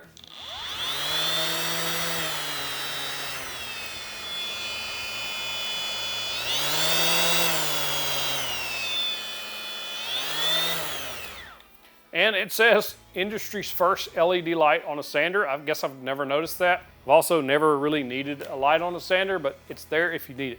On the variable speed, it goes from 7 to 11,000 RPMs, depending on how fast you want it to spin. It does come with a dust bag, and dust collection's fair. I mean, we're not talking Festool level, but we're also not spending Festool level money, right? But for what you've got here, I sanded some walnut, some pine, and it just did fine. Like, it was just good enough to get you by. Now, should you want to hook a dust collector up to it, my Festool fits right there, which is awesome. And from previous knowledge and experience on the Hercules dust extractor, it will also connect there too with one of their adapters. So you're golden there if you wanted to hook up dust collection. But the little bag, if you're doing this portable or taking this around to job site or projects, then the little bag does a decent job, as much as any bag on any sander does. Now, one thing I did notice on the sandpaper itself, this is hook and loop, so you can use whatever paper you really like. I do enjoy using 3M sandpaper, but it seemed to jump around a little bit more on this net style paper, but it may just be the way this is designed with these grooves and things. The actual RYOBI paper performed pretty well, real smooth at feeling. As far as when I'm sanding with it, it's not moving and jerking around and things like that. Just an observation there, but not a big deal either. Again, the main draw with this sander is the very minimal vibration and the power you're getting. As far as cordless sanders go, I haven't been a fan up until recently when I used the rigid, and now this one, pretty impressed. Now let's bring in the belle of the ball. Probably the best, in my opinion, RYOBI tool that has been released in the last few years, and I've reviewed a bunch of them. I think this barrel grip jigsaw is a must-have if you're in the RYOBI platform, or if you've been thinking about dipping your toes in the green Kool-Aid, today's the day. Get this thing. It's fantastic for several reasons. Let me show you. First and foremost, just cutting with it. It's awesome. I'm cutting all kinds of curves and different things. I didn't even mean, you're right, I didn't even mean to make this symbol, but I did. And it was easy. And you can see the cut quality is absolutely fantastic, but there's probably another reason why we'll talk about. But as far as vibration goes, very, very minimal vibration on this thing. I think on their website it says 40% less vibration than the previous model, and that's talking about the D-handle model. I wasn't a fan of the D-handle jigsaw. It works pretty good, but this is absolutely amazing. I am absolutely floored by the quality of the RYOBI tools recently, and especially this RYOBI jigsaw. People are gonna call me a fanboy, they're gonna call me a shill, blah, blah, blah. I don't care. This is really nice. And if I see a nice tool, I tell you it's a nice tool. Enough, let's talk about the features of this thing and what you're getting. This is a variable speed jigsaw, and much like the rigid, this does also have the automatic mode, and I really, really enjoy having the automatic mode on there. When you put it on A, it basically starts out a little softer, and then as it needs more power, it ramps it up. But I did notice it doesn't go all the way full power. I don't think the rigid did either, but it does ramp up when power is needed. If you're turning curves, if you're cutting a little faster, it'll give you more power. But you could also dial it all the way from 1 to 6. It also comes with this non-marring shoe on the bottom that you can remove if you so chose. There's also a blower function here that you can turn off and on to blow the sawdust out of the way. There are 4 settings to adjust the oscillation of this jigsaw, and what you'll notice here in the video is when you have it all the way back, the cuts are absolutely smooth. No tear out or anything like that. The further you go up toward the number 4, or number 3, actually 0 to 3. Why don't we do 1 to 4 instead of 0 to 3? Come on. Anyway, 0 to all the way to 3. When you get to 3, you're getting more tear out, but it's cutting more aggressively and faster. So if you just need to rip stuff in half, you don't care about the finish, then go 3. You can just rip it all the way to pieces, you know. And then on the 0 setting, it puts a very smooth, very clean cut. And as you can see here, a perfectly clean cut all the way across, or as near perfect as you're going to get with a jigsaw, and just the finish of it's glass-like. It's just a really, really nice finish, but there may be a reason for that. If you look at a higher quality jigsaw blade, like these Festool, don't run off, just listen to me, hear me out. Use a Festool blade like these. I bought this pack a long time ago on Amazon. It makes a massive difference in your cut quality if you just get a good blade. So if you're using your jigsaw a lot and you want cleaner cuts, not wavy cuts, or the blade's not walking all over the place, check out a good quality blade like these. You'll see a massive difference. Speaking of blades, this does have a toolless blade change. I always like that on these jigsaws when you don't have to have any type of tool to change the blade. Literally just the flip switch, pops it out, pop it back in, and you're good to go. And let's not forget that this is a barrel grip. And I have become a huge fan of a barrel grip jigsaw since I got the rigid about a year or so ago. Just cutting curves and things like that is just a lot more comfortable. I much prefer these to the old D handle. I'm sure there's some reason why you could use a D handle versus this, maybe the compactness of it or something, but I would absolutely recommend getting a barrel grip if you have one available in your battery platform, or, you know, check out the RYOBI. One of the coolest things you can do with a jigsaw is cut random shapes. And one of the coolest woodworking projects that you can make that actually sells are charcuterie boards. They're also one of the easiest to make. I've got a video showing you exactly how to do this. Cut random shapes out with a jigsaw, sand them, put some oil in it, bada bing, bada boom. You've got a project that you can sell or give as a gift. And the great news is I've partnered with Old Loggin Sawmill right here in Arkansas to offer charcuterie board kits that you can purchase and get free shipping if you use the link in the description, pin comment to go check them out. These kits are walnut and other species, already dried, ready to use, and the pictures that you see are the actual kits you're gonna get. So you can select what wood selection you like and then go from there. Check them out, link in the description and the pin comment, tell them Country Breakfast sent you. And of course, if you wanna put some Outlaws board butter on there to polish them off, that'd probably be good too. 731boards.com/store. These might be some of RYOBI's best products ever. They might even be better than Milwaukee Packout. I said it, and I am a huge Packout fan. I'm gonna show you some very exciting stuff from RYOBI that I didn't even realize was on the market. You may not have either. Let's go. I purchased everything you see here myself with my own money. If you'd like to check it out for yourself, I'll put a link in the description and the pinned comment, as well as that shop button here on YouTube. Let's go. Now the RYOBI Link tool and organization stuff has been out for a couple of years, but I have not tried any because I kind of had a mental picture that it wasn't very well made. And I don't know why, I've just never put my hands on it, never looked at it until recently. And once I actually put hands on it, I thought, it's kind of good. Let me order some of this stuff and try it out and see. And if you don't know what RYOBI Link is, these cabinets and stuff can be hung on a wall without their modular rails, but you can also purchase these modular rails. These are plastic, but they're very heavy duty type plastic, just like the Milwaukee Packout style wall mounts. What this is meant for is you can add to this or change out things as your organization needs change over time, or you just add more stuff to it. A couple of impressions straight out of the box. I opened this first. This is one of the things that kind of caught my eye first. I need some more places to keep drills and different type tools, batteries, chargers, that kind of thing. That's why I went with this one. There's actually another version of this that has a door on the front. I thought about getting that, but I was like, man, I don't really want the door. Some people like that look. I just didn't want that, but there is a version of it out there. Now, coming out of the box, there's literally very little stuff you have to do with this. All you really have to do is put the little shelf hangers on there and then put the shelf in. That's it. I like the fact that I didn't have to assemble this because I have to assemble something in a minute. Now overall, the construction of this is pretty heavy duty. I'm quite impressed with the construction of it. I mean, you're not loading this up with hundreds and hundreds of pounds of stuff, but the weight rating on this is 200 pounds it'll hold, and I believe it. It's very well made, high quality. So I was impressed with the first piece.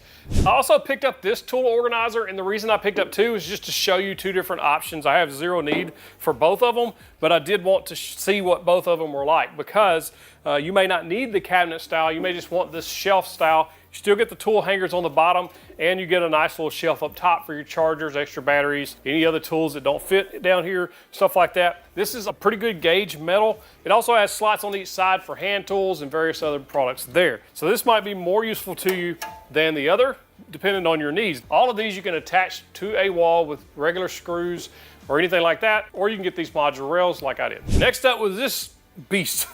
Not really a beast, but it's a good sized storage cabinet. Very well made. It comes in a bunch of pieces. I think it was like 3 different boxes inside a box. So basically it's flat packed and you have to assemble it with some screws. My only complaint or frustration here was that these little nuts and bolts were they were really small, so it's hard to get your fingers on there if you have bigger hands to get that nut started on the screw.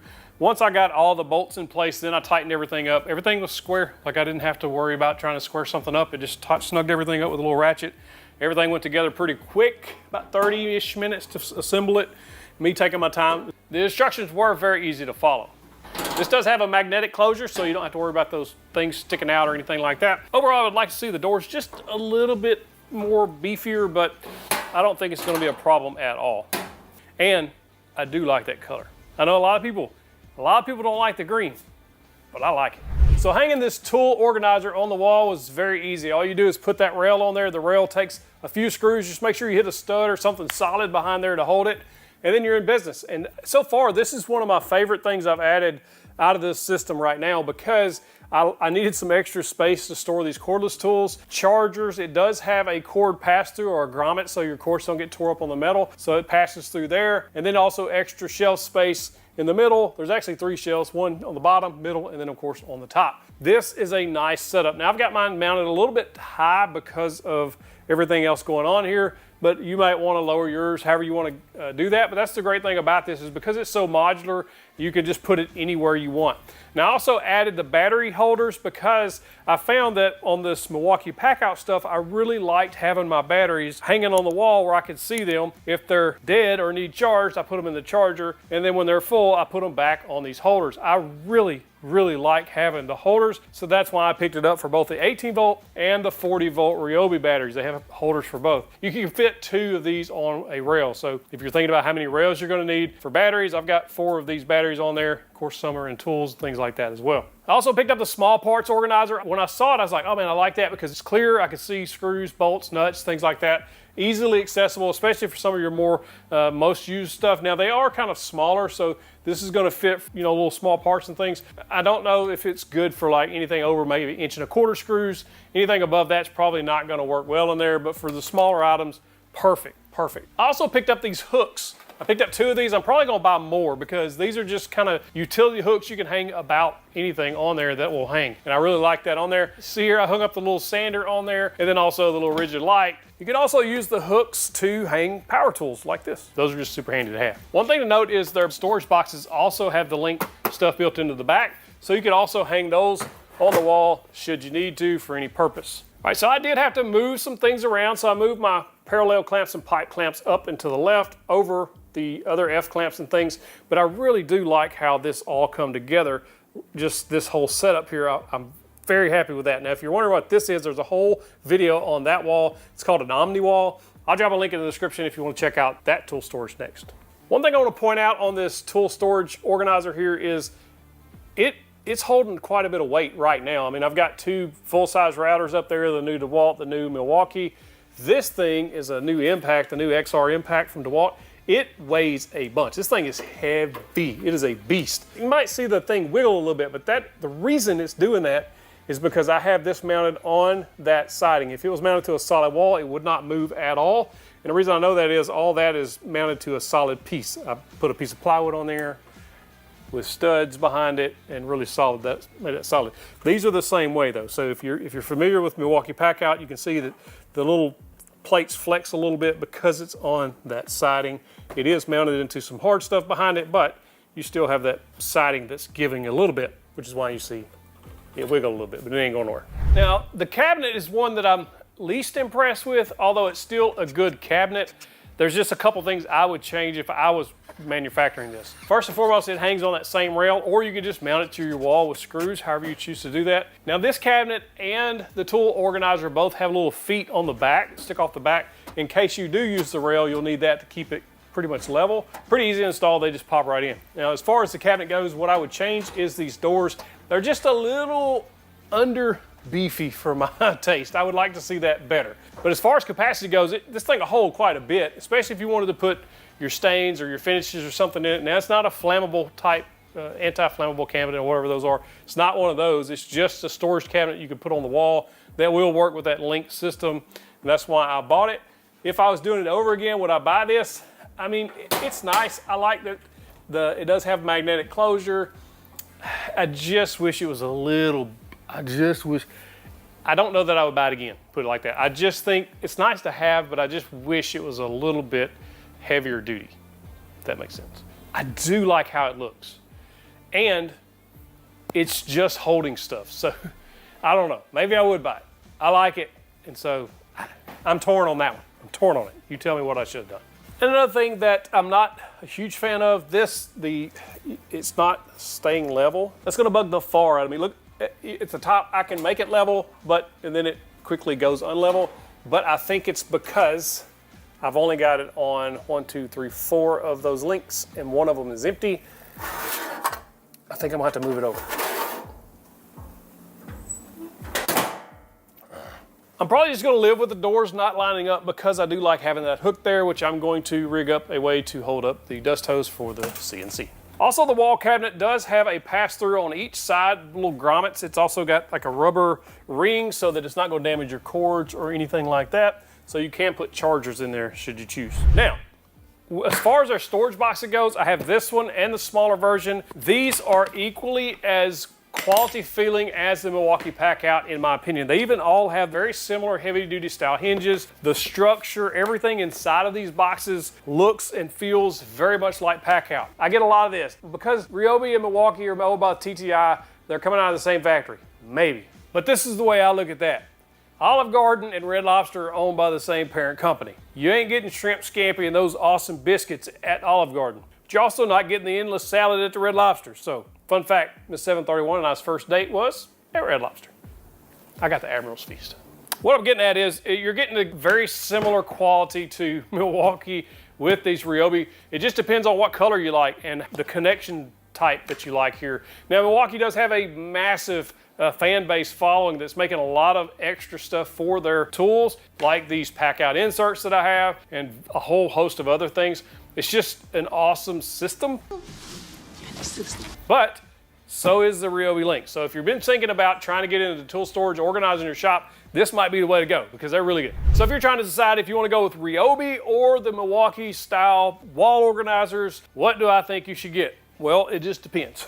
I really like the Milwaukee wall plates because they're big, square. You can get the individuals as well should you want to hold up or just mount like one thing. But I do like this wide wall plate because I've got 2 of the small boxes plus a thin box behind it plus 2 sets of batteries on there in a relatively small area. I think it takes up a little less space actually than the RYOBI because of the way the RYOBI system works. Now you can hook these together, the RYOBI as a long wall, and I'll show some footage here of some that RYOBI has on their channel and stuff. Like you can do a lot with this. So it just depends on which way you want to go. Now it also depends on what battery system you're in. If you're in the RYOBI system, you're gonna love this stuff. I'm telling you, being able to just at a glance see what batteries are there, if you keep them charged, you know they're charged if they're on the wall, and the ease of just in and out, keeping everything organized at your, just at a glance and at grabbing your tools and things. That's one of the things I've absolutely loved about having the OmniWall organization. I just like being able to see where my tools are at, reach, grab, use, put up, and it just keeps the shop cleaner. It helps you work faster, more efficient, and it just looks better. It makes you want to come in the shop. If you walk in a shop and crap's everywhere, it's one of those things that's just like, ugh, I gotta clean up before I start. I like being able to have it all in one spot. This is my favorite though. Even if I didn't have RYOBI tools, I would pick this up. I did pick this up, but I do have RYOBI stuff too, so. But that's a good little thing. This new workbench from RYOBI is genius. It could be a game changer for your shop, whether you need extra workspace or if you're in a small shop, or if you have to take your tools in and out to get work done, you should check this thing out. Full disclosure, RYOBI did send me this for review, but no money changed hands, and I'm not keeping this for review. I give this away to my 2Before Nation members. Details in the description on how to become a member. This thing has a ton of features packed into it. They claim it'll hold 400 pounds, and we're gonna test that. But first, we gotta unbox this thing and see exactly what we're getting. Coming out of the box, this thing is extremely well packed. There is so much packing in here. Nothing's moving and shaking around. Comes out, looks flawless. I'm very impressed. That's heavy duty right there. Nice, beefy plate for the dolly. I'd say so far it is well packaged. Got big old wheels. Rubber. Some assembly required, obviously. One thing I was a little bit worried about when I started pulling these pieces out was, man, it's gonna take me forever to assemble this. And then I got down to the bottom where the worktop is, and I'm glad to see that some of this is already assembled. So it should just be a couple of pieces to snap together. Oh, that is nice. That's very nice. I like that. I wasn't expecting that. Assembly was fairly straightforward. It's all written, there's no pictures, and if you like pictures, you're up a creek. Except they actually have an assembly video, which is immensely helpful on their website, and you just scan the QR code that's on the box, but I'll link to that video in the description so you don't have to go looking for it. That makes things much easier because it's explained in step detail how to do it. Once I found the video, it went together in a snap. Before I found that video though, the instructions were a little confusing because you don't understand how things fit together until you see it in the video. Once you see that video, you're on track. This also does include the RYOBI link system. This bar can actually be moved around this table in various places. If you don't want it on the end, you can put it on the sides, however you need it to line up for you. But the link attachments just bolt right on. Got it assembled. It took about 25-30 minutes. Look at the clock, tell me. It was not hard. I just needed to find that video. Once everything's together, it feels really nice. Another thing to note is there are non-skid feet on this thing on the bottom. Nice rubber feet. Keep that thing from moving around if you're on concrete or garage floor, etc. One thing I really appreciate is they thought ahead and used wing bolts here on where this base plate attaches, so you can quickly remove this, take this out, and then you can just put those bolts back in place. That gives you the full tabletop to use without this being in the way, but you do have this available as an option for a dolly, and I like that because I need a dolly around here. Wish I was keeping it. All right, now this is assembled. This thing will do 3 different things. It is a dolly. It's not a dinky dolly either. It is robust. This thing is really nice. And I like the fact that it has these nice big wheels on there. It rolls extremely easy, and it's not overly heavy. I mean, it's got some weight, but it's not overly heavy just to be able to set it down. And it will expand up into a regular sized workbench. Let me show you. This is my first time. That is so easy. it's genius the way that lets down. I'm very impressed with how that kind of set up there. I thought I was gonna have to do something kind of odd there. That is, oh, it locks into place. I like this workbench a lot. I like it a lot. It's nearly the same height as my workbench that I built here, maybe about a ½ inch or an inch lower, but it's right there at that perfect working height if you're working on woodworking projects, etc. Another thing I like is if I have a job site table saw like this will hold that. I can make my cuts while this is up here, or if you have a miter saw or anything like that, benchtop style stuff that you're taking in and out of the garage or your shed to be able to woodwork, planers, jointers, etc. All that'll set on here because it has that 400-pound capacity, so you don't have to really worry about it being overloaded with common woodworking tools. I like that. Now, one thing to note on this workbench is when I talked about when it was collapsed, the dolly part stuck up. Well, when it's extended, it doesn't stick up. However, be careful when you're walking around the edge of that thing because it does extend past the workbench. So if you're walking and you're not paying attention, you could cause yourself to trip. I wish it was different, but I guess because of the way it's designed for weight bearing, etc., and the dolly part, it has to be that way. I would really like to have seen this tabletop extended maybe another foot, and that would take care of that trip hazard there. All right, so on the box it says this will hold 400 pounds, and since I have a home gym and plenty of weight plates, we're gonna find out. Now, if it collapses, that ain't good. My editor, Chris, say hi, is gonna keep up a tally here. This is 55 pounds. We'll go right to the center. This is another 55 pound. Chris, what tally we at? Here is another 55. Another 55. I'm out of 55, so I'm going to use 45s. There's another 45. Another 45. If my math is correct, this should be the last 45 to get us to 400 pounds. It's pretty impressive. The top is, from what I can tell, there's might be a tiny bit of sway in it, but it looks fairly flat to have 400 pounds stacked on top of it. Put my precision straight edge on there, and you can see there's a tiny bit of light. You're talking 1/16 of an inch maybe, but 400 pounds stacked on top of it right in the center. That's pretty cool. I like that. It is worth noting that after I unstacked all of the weights, it went back to being perfectly flat all the way across, so that's a good sign. The way it converts is just a pleasure to use. It literally takes no effort or minimal effort to be able to convert it from dolly up to the workbench. Of course, you can use it as a dolly because it does have dolly features. So if you need to move things around, it's a good way to do that.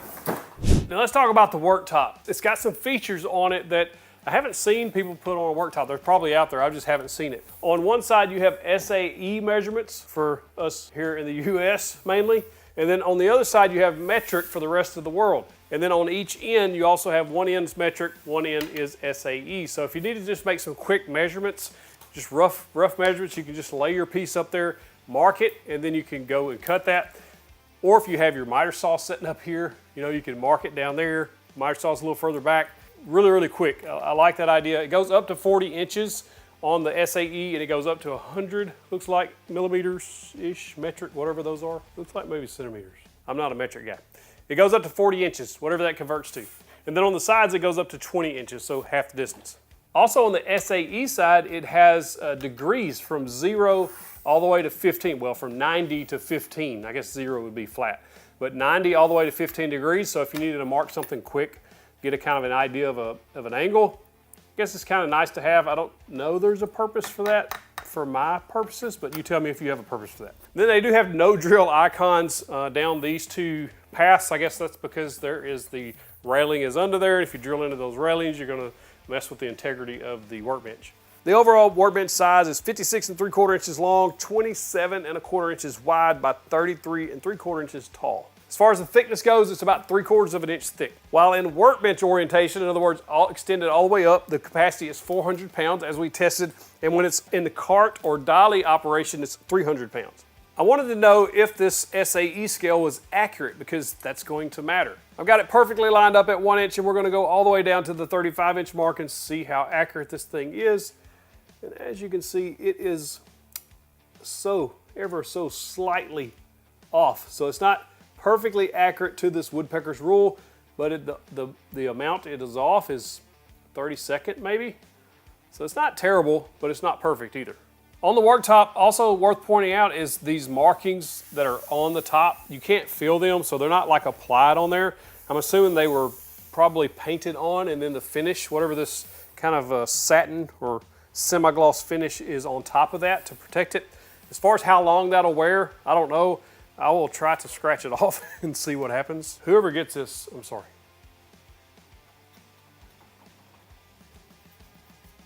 I mean, it'll scratch, but under normal wear,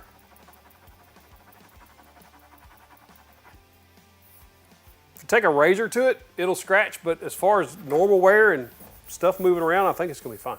What I really like about this is it's space saving. So I know a lot of people are working in confined spaces or they have to take their tools out and in to be able to work. This is a perfect solution for that. Because when it's in dolly mode or cart mode, whatever they're calling it, it literally takes up minimal space. And it'll just kind of set up by itself up against the wall, take up minimal space. I mean, it's just a good solution, and you can literally stack a couple of tools on there. So if you got your table saw, you can roll that thing out to the driveway without having to lug it out there. It's just a good all-around solution. I like the fact that they thought about the levelness of it when it's collapsed. So if you did want to use it somewhere else, like for whatever reason, collapse down like that, the tires and the handle make this still flat level. I also like that it has the dolly. You could remove that if you don't want that, if you don't need that, but then it wouldn't set up by itself on the dolly mode. I like that they put the scales and all this on there, and I like this worktop. This is very similar to the wood that's used on this Husky workbench behind me. The one behind me is a little thicker, but the same, basically it looks like the same type surface. I like these for work surfaces like that. They're easy to clean, they're easy to maintain, and they wear very well, and they're hard enough for general purpose work. I also like that they put their RYOBI link system. I don't have any of that stuff. It does come with one box. I do like that you could put some small parts, screws, bits, things like that right there on the end. Just be cautious if you tilted this up. You're gonna spill some stuff, so make sure you take that off before you go into dolly mode. I also like that it's a 400-pound weight capacity in normal operation with wood, a few bench top style tools on top of this. You use it in normal operation, you're not gonna overload that at 400 pounds. I just loaded it up just to see if it would hold it, and it did. Didn't budge. It was swaying about, what, a 1/16 of an inch, but as soon as I took the weight off, it sprung back flat. It's good. This tubular design is very, very strong. I also like that it collapses very easily in and up, and you can literally just, in a matter of seconds, have this up as a workbench or back as a dolly. I also like the fact that I can clamp on all four sides of this, so long as I don't have this RYOBI link system bolted on there. If you have this on there, of course, it kind of takes one end out of play, or one side, or however where you have that. But otherwise, you can clamp things. Like my mini router table, I can clamp that right on the place and get to going. I can clamp down boards that I'm working on. You can clamp your table saw there. Whatever you needed to make stable on top of here, it's available. They left space all the way around it for that. That's a good job. Another thing I like is the overall construction build quality of this from RYOBI is that it's mostly all metal and wood. The only plastic I found is the RYOBI link system and the actual basically hub of the wheels, but even the wheels, the way they're formed, or I don't know what you call it, the way they're made is like, you can tell it's very, very strong. You're not gonna have any trouble with those. This is a well-made tool, and one of the things that kind of shocked me coming out of the package, I was like, man, this thing's nice. It was so well made. Been impressed with it. Now what I don't like, I don't like that when it is fully extended into workbench mode that this foot here sticks out and could cause you to trip if you're not paying attention. And I have tripped over plenty of stuff in the shop before. It's just one of those things that I wish they would have just extended this another 12 inches to make it where it's not a trip hazard. I also didn't care for the instruction manual. I think that it could have been better written, at least give us some images or diagrams to show what's going on. Once I watched the video, it was perfectly fine. I love this worktop. I think it's really nice. I would like to see one that's a little bit thicker here. This is 3/4. If it was an inch or even 1.25 inches, I think that would be also helpful when you load it down. I know people aren't loading 400 pounds on there, but I just would like a more robust one. But I also realize that a thicker top would significantly increase the weight of the bench itself. Being a little greedy here, but I like that they gave us one of these boxes. I wish that they would have included another RYOBI link, something or another, that would go with this workbench. I think that would have been nice to have, but I am glad that they did give us one box. One thing I like about having a mobile workbench in the shop or something like this is I've built things in the past to serve this purpose. I also have the Works Pegasus foldable work things. I like to be able to have an extra space to put stuff, especially when I'm doing finishing, or if I'm working on something on the main workbench, I need somewhere to set other stuff that I'm also working on, so I can bring this out, set this up, put stuff on it, and then keep working on my other stuff. I just like having that option, and something like this that doesn't take up a lot of space is a good option, I think. I don't know, I'm not mad at it. I think it's a good option for people who, again, are in a small space. I think that if you're considering this, for this price range, you look at some other competitors in this space that have mobile workbenches, and they're typically about this price or even more expensive. This one right now, it's retailing for $199, which honestly is not a bad price for what you're getting. I don't think so at all. But you know how RYOBI and Home Depot is, they have regular sales, so if you be patient, you may pick this up even a little cheaper, but even at $199, I don't think you're gonna be disappointed in this at all, especially if you're in a small shop, or if you need an extra workspace here and there. Good option. I also don't like that I'm not keeping this.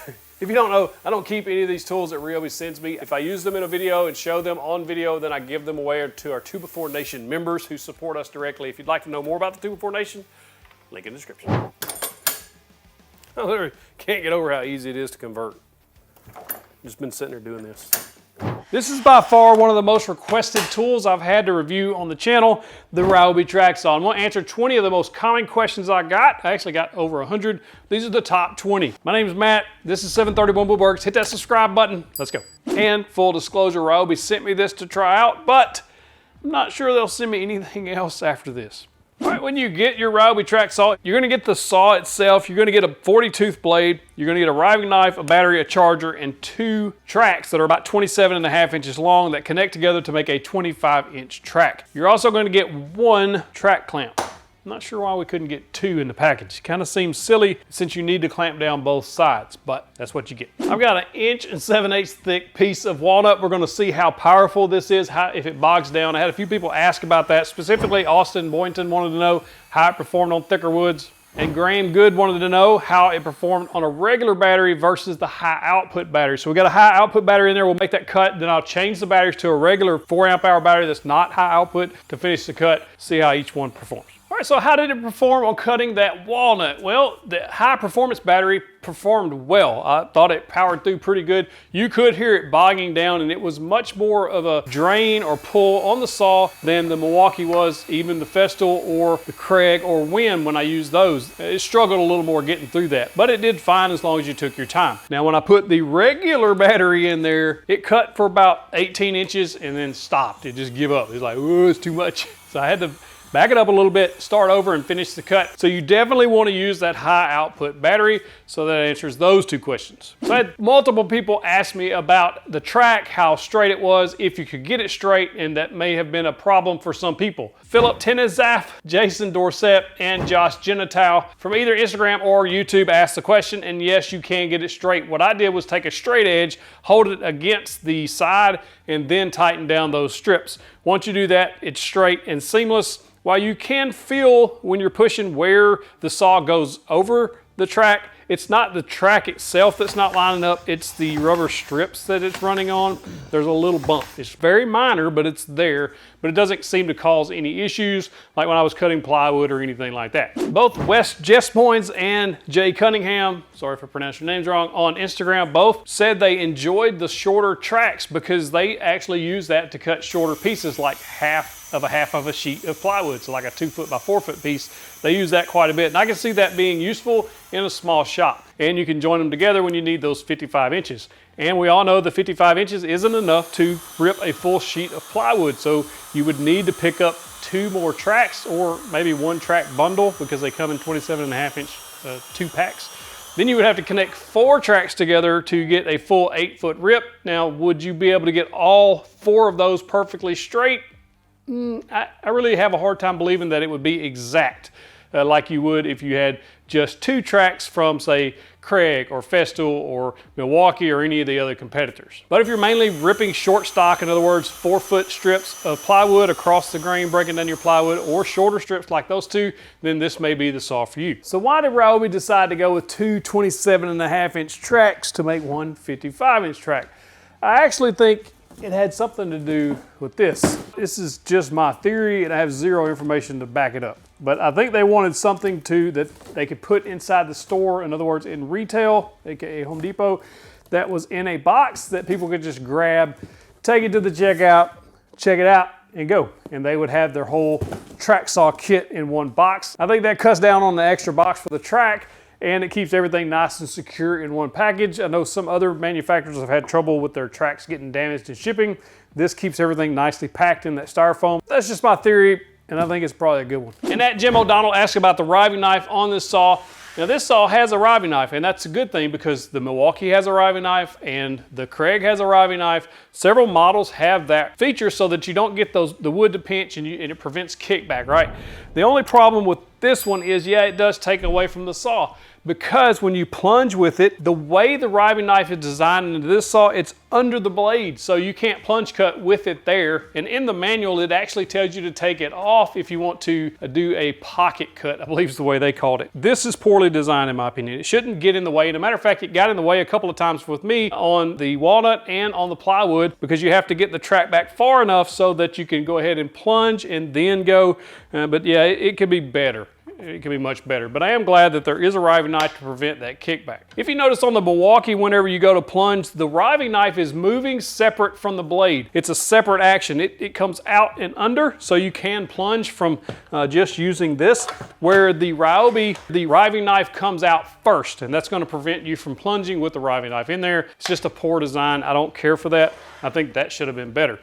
Again, I'm glad it's there, but I wish it was further back or designed much more like the Milwaukee. Enderbiggs 1515 wants to know, what does the dust collection look like? Well, it's just okay. This does not come with a dust bag, which kind of surprised me because all of the other ones, as far as I remember, come with some sort of dust bag. This didn't. So you're just got to connect it to a shop vac, and that's where it just doesn't connect to any standard size. It's kind of its own thing. The Festool hose barely fits in there. Any shop vac hose that you're going to get, you're going to need to find some adapter to fit there. It just should have been a standard size port, much like on the Festool, Milwaukee, Craig.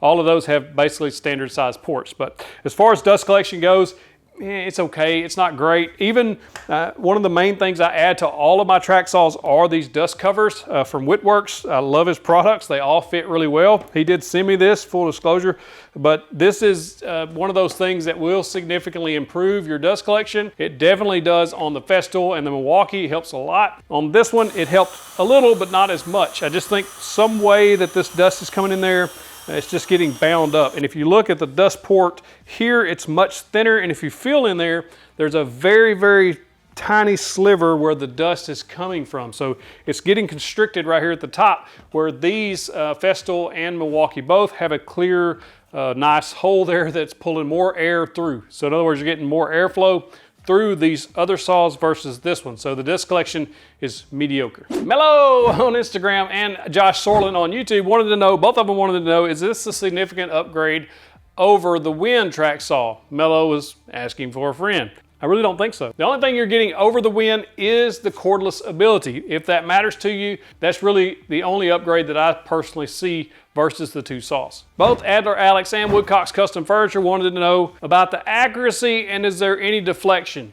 Deflection, absolutely. You can see in this clip that when you put minor pressure on, the whole saw flexes from the base, and where the Milwaukee doesn't do that. The Festool doesn't do that. But this one, just a little bit of pressure and you can see that flex. Does that matter? Yeah, it starts showing up, and where that is on thicker pieces of wood. On plywood, it didn't matter at all. The whole cut was square. It's a nice cut. So if you're only breaking down sheet goods with this, you'll be fine. But if you start cutting bigger, thicker material like this walnut you can see here, it's very out of square. And I checked the square of this saw to make sure that the blade was square to the base.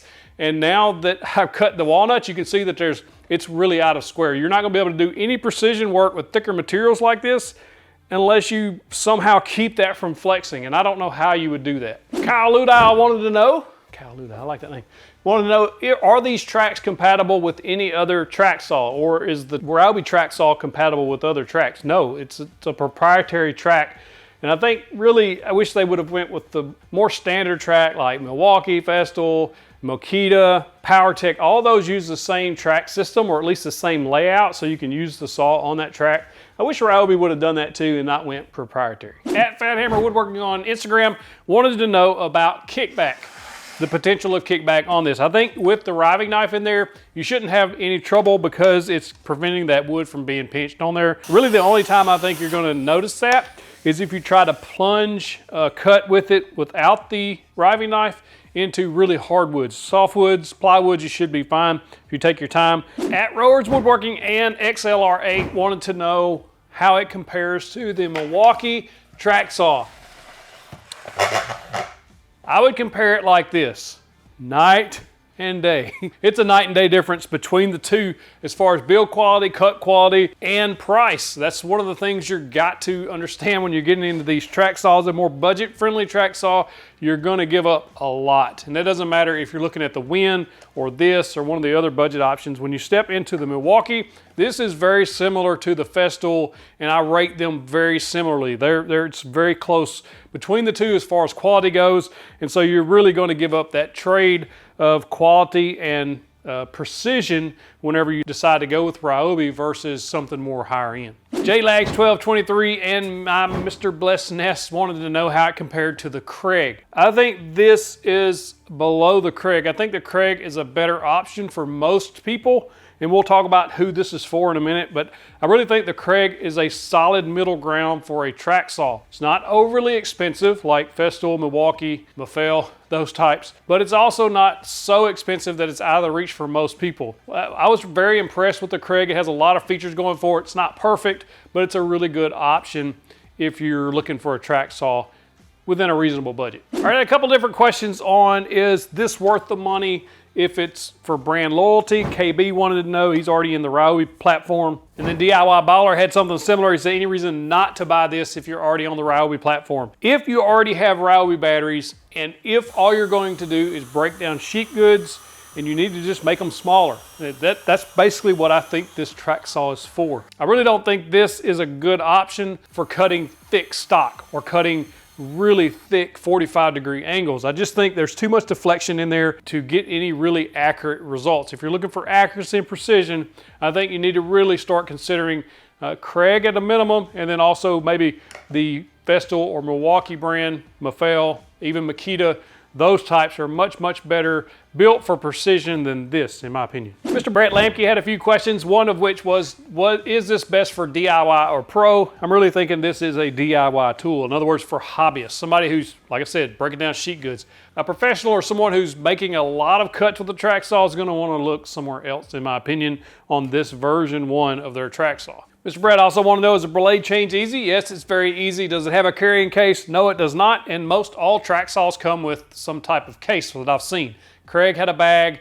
Milwaukee has a pack out box that you can get with it with certain kits. Festool has a sustainer. So you got different ones that have different carry options. This doesn't have that. Mr. Brett also wanted to know what the warranty was on this, and it's a 3-year warranty on all their 18-volt tools. Doug Birnbaum did ask a really valid question.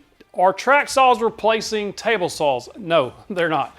I think there's some things that a track saw can do better than a table saw, and then there's a lot of things a table saw can do much easier and better and faster than a track saw. So it's just really depending on what you're cutting. David Nivens asked how sturdy it was on 45-degree cuts, and we'll go a little further and check the accuracy and depth of cut as well as power. Cutting on a 45, it does have that anti-tip feature, which I do appreciate. You can activate that just by twisting this little knob, and that'll keep it from falling off the track. Not all track saws have that. So that's a good feature to have. Now, where this is limited is power. It struggles to cut through regular pine at 45. In other words, a full depth cut with a large surface, or as much surface as that blade can cut, it was bogging down pretty good. And if you'll notice, right here, it's not going all the way through. It's like a millimeter or less, like it should have come through, but it just didn't have enough cut depth. I tried a couple of different times to make sure I had full depth, that I was getting everything it had. Giving her all she's got, Captain. I'm giving her all she's got, Captain! and she just didn't have it. All she's got isn't good enough. So she couldn't plunge all the way through there. And it's just, as far as the accuracy though, it was more accurate at 45 through this than it was at 90 through the walnut. So it's got that going for it. So if you're cutting thinner stock than a 2x, you should be all right as far as accuracy goes. A couple of questions that I kind of think need answering here is they left off the splinter guard on this for some reason, and I'd like to know why. I don't know why. The Milwaukee has it, Craig has it, Festool, several other models have this drop-down splinter guard, and that really does help reduce the tear out and things like that. I really like that, and I also think it probably helps with dust collection a little bit because it just seals up a little bit more. I wish they would have added that here to the RYOBI. Also, the depth adjustment isn't the best to adjust. You really have to really loosen this little thumb screw off, and then it kind of sticks. It's got a spring or something in there that it's a little difficult to move and get position, and then you have to tighten the thumb screw down.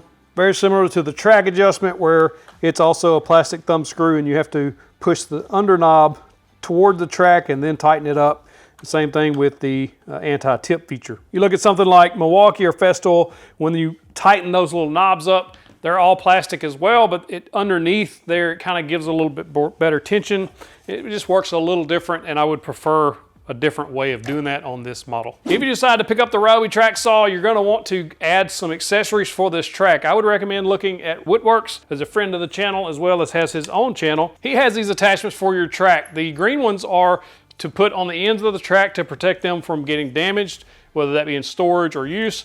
He also has an attachment that will basically give your hose a way to be protected from the edge of the track so it doesn't get tore up. And he has a dust port cover and track racks if you want to attach that to a wall or garage door or anything like that. Check him out, link in the description. I was asked if this had a scoring feature. Yes, it does. You can flip the little switch, toggle switch on top to score. It'll drop barely below the track surface. That way you'll be able to make your scoring cut on plywood, things like that, to help minimize tear out. Old Red Eye 4 probably had the most important question of the day. How do you pronounce RYOBI? Is it RYOBI or RYOBI? Well, I say RYOBI obviously, but the company RYOBI pronounces it RYOBI. Let me know how you pronounce it. So who's buying this RYOBI Track Saw? Do I think it's just terrible? No, I think it has a specific purpose for a specific niche, and that would be basically breaking down plywood on cross cuts. If you added 2 more tracks to this, then you have to start thinking about, is it going to stay straight over the connection of 4 tracks? I would probably say I wouldn't want to do that. Now, I'm not saying it won't be straight. I'm saying I would prefer not to do that. 2 tracks, yeah. 4, just too much room for error there for me. However, if you're already in the RYOBI platform with the batteries, especially the high output batteries, you really need the high output for this, and you're just gonna make a few cuts to break down sheet goods, things like that, this saw will do just fine for you. However, if you're gonna start making precision cuts, deep cuts on thicker woods, and if you're wanting to do more 45-degree cuts on 1.5" thick stock, then I really would recommend you look at something like the Craig, which I have a video on already. It'll be linked at the end of this video. I just think that's a better option for most people, especially if you're just doing woodworking on the weekend, or you just want to add a track saw to the shop, but you actually intend to use it for more precision work. And of course, Festool and Milwaukee are excellent options as well, and I've got videos on all of those. Now please understand, I'm not meaning this to be a bash fest on RYOBI. I really like their tools so far. I did the Hater's Guide to RYOBI, and I was impressed with the quality of what I got in the kit that I got. It was drills, drivers, things like that. Again, RYOBI sent me this track saw, and as you can tell by the video, they had 0 direction on how I talked about it or what I did. I think this is meant for that niche market we've discussed. But this could have been so much better. They were so close. And if they do a couple of things in version 2, this will be one of the top contenders as far as the mid-tier track saws go. Even keeping their proprietary track, which I don't care for, but it is what it is. All they have to do, 2 things. Make the base of this more structurally sound. In other words, widen this base out. Look at the Milwaukee versus this one. This base is much more narrow than the Milwaukee, which makes the Milwaukee that much more stable. And the connection points where this thing bevels is just a little too weak. If they fix that deflation, I think you'll see much more accurate cuts at 90 degrees on thicker stock. And the second thing they could do is just increase the motor power just a little bit. You can still keep the same batteries. It just needs just a little more oomph to cut through those thicker stock. If they did that, this would be one of the top contenders on the market as far as track saw goes. 2 small changes. Even if it raised the price a little bit, I think they would still have a nice tool on their hands. You got to check out that video right there. Some absolutely amazing tools. Another compilation video. It's going to keep you busy a little while. Click that box to get to the big old virtual fist bump.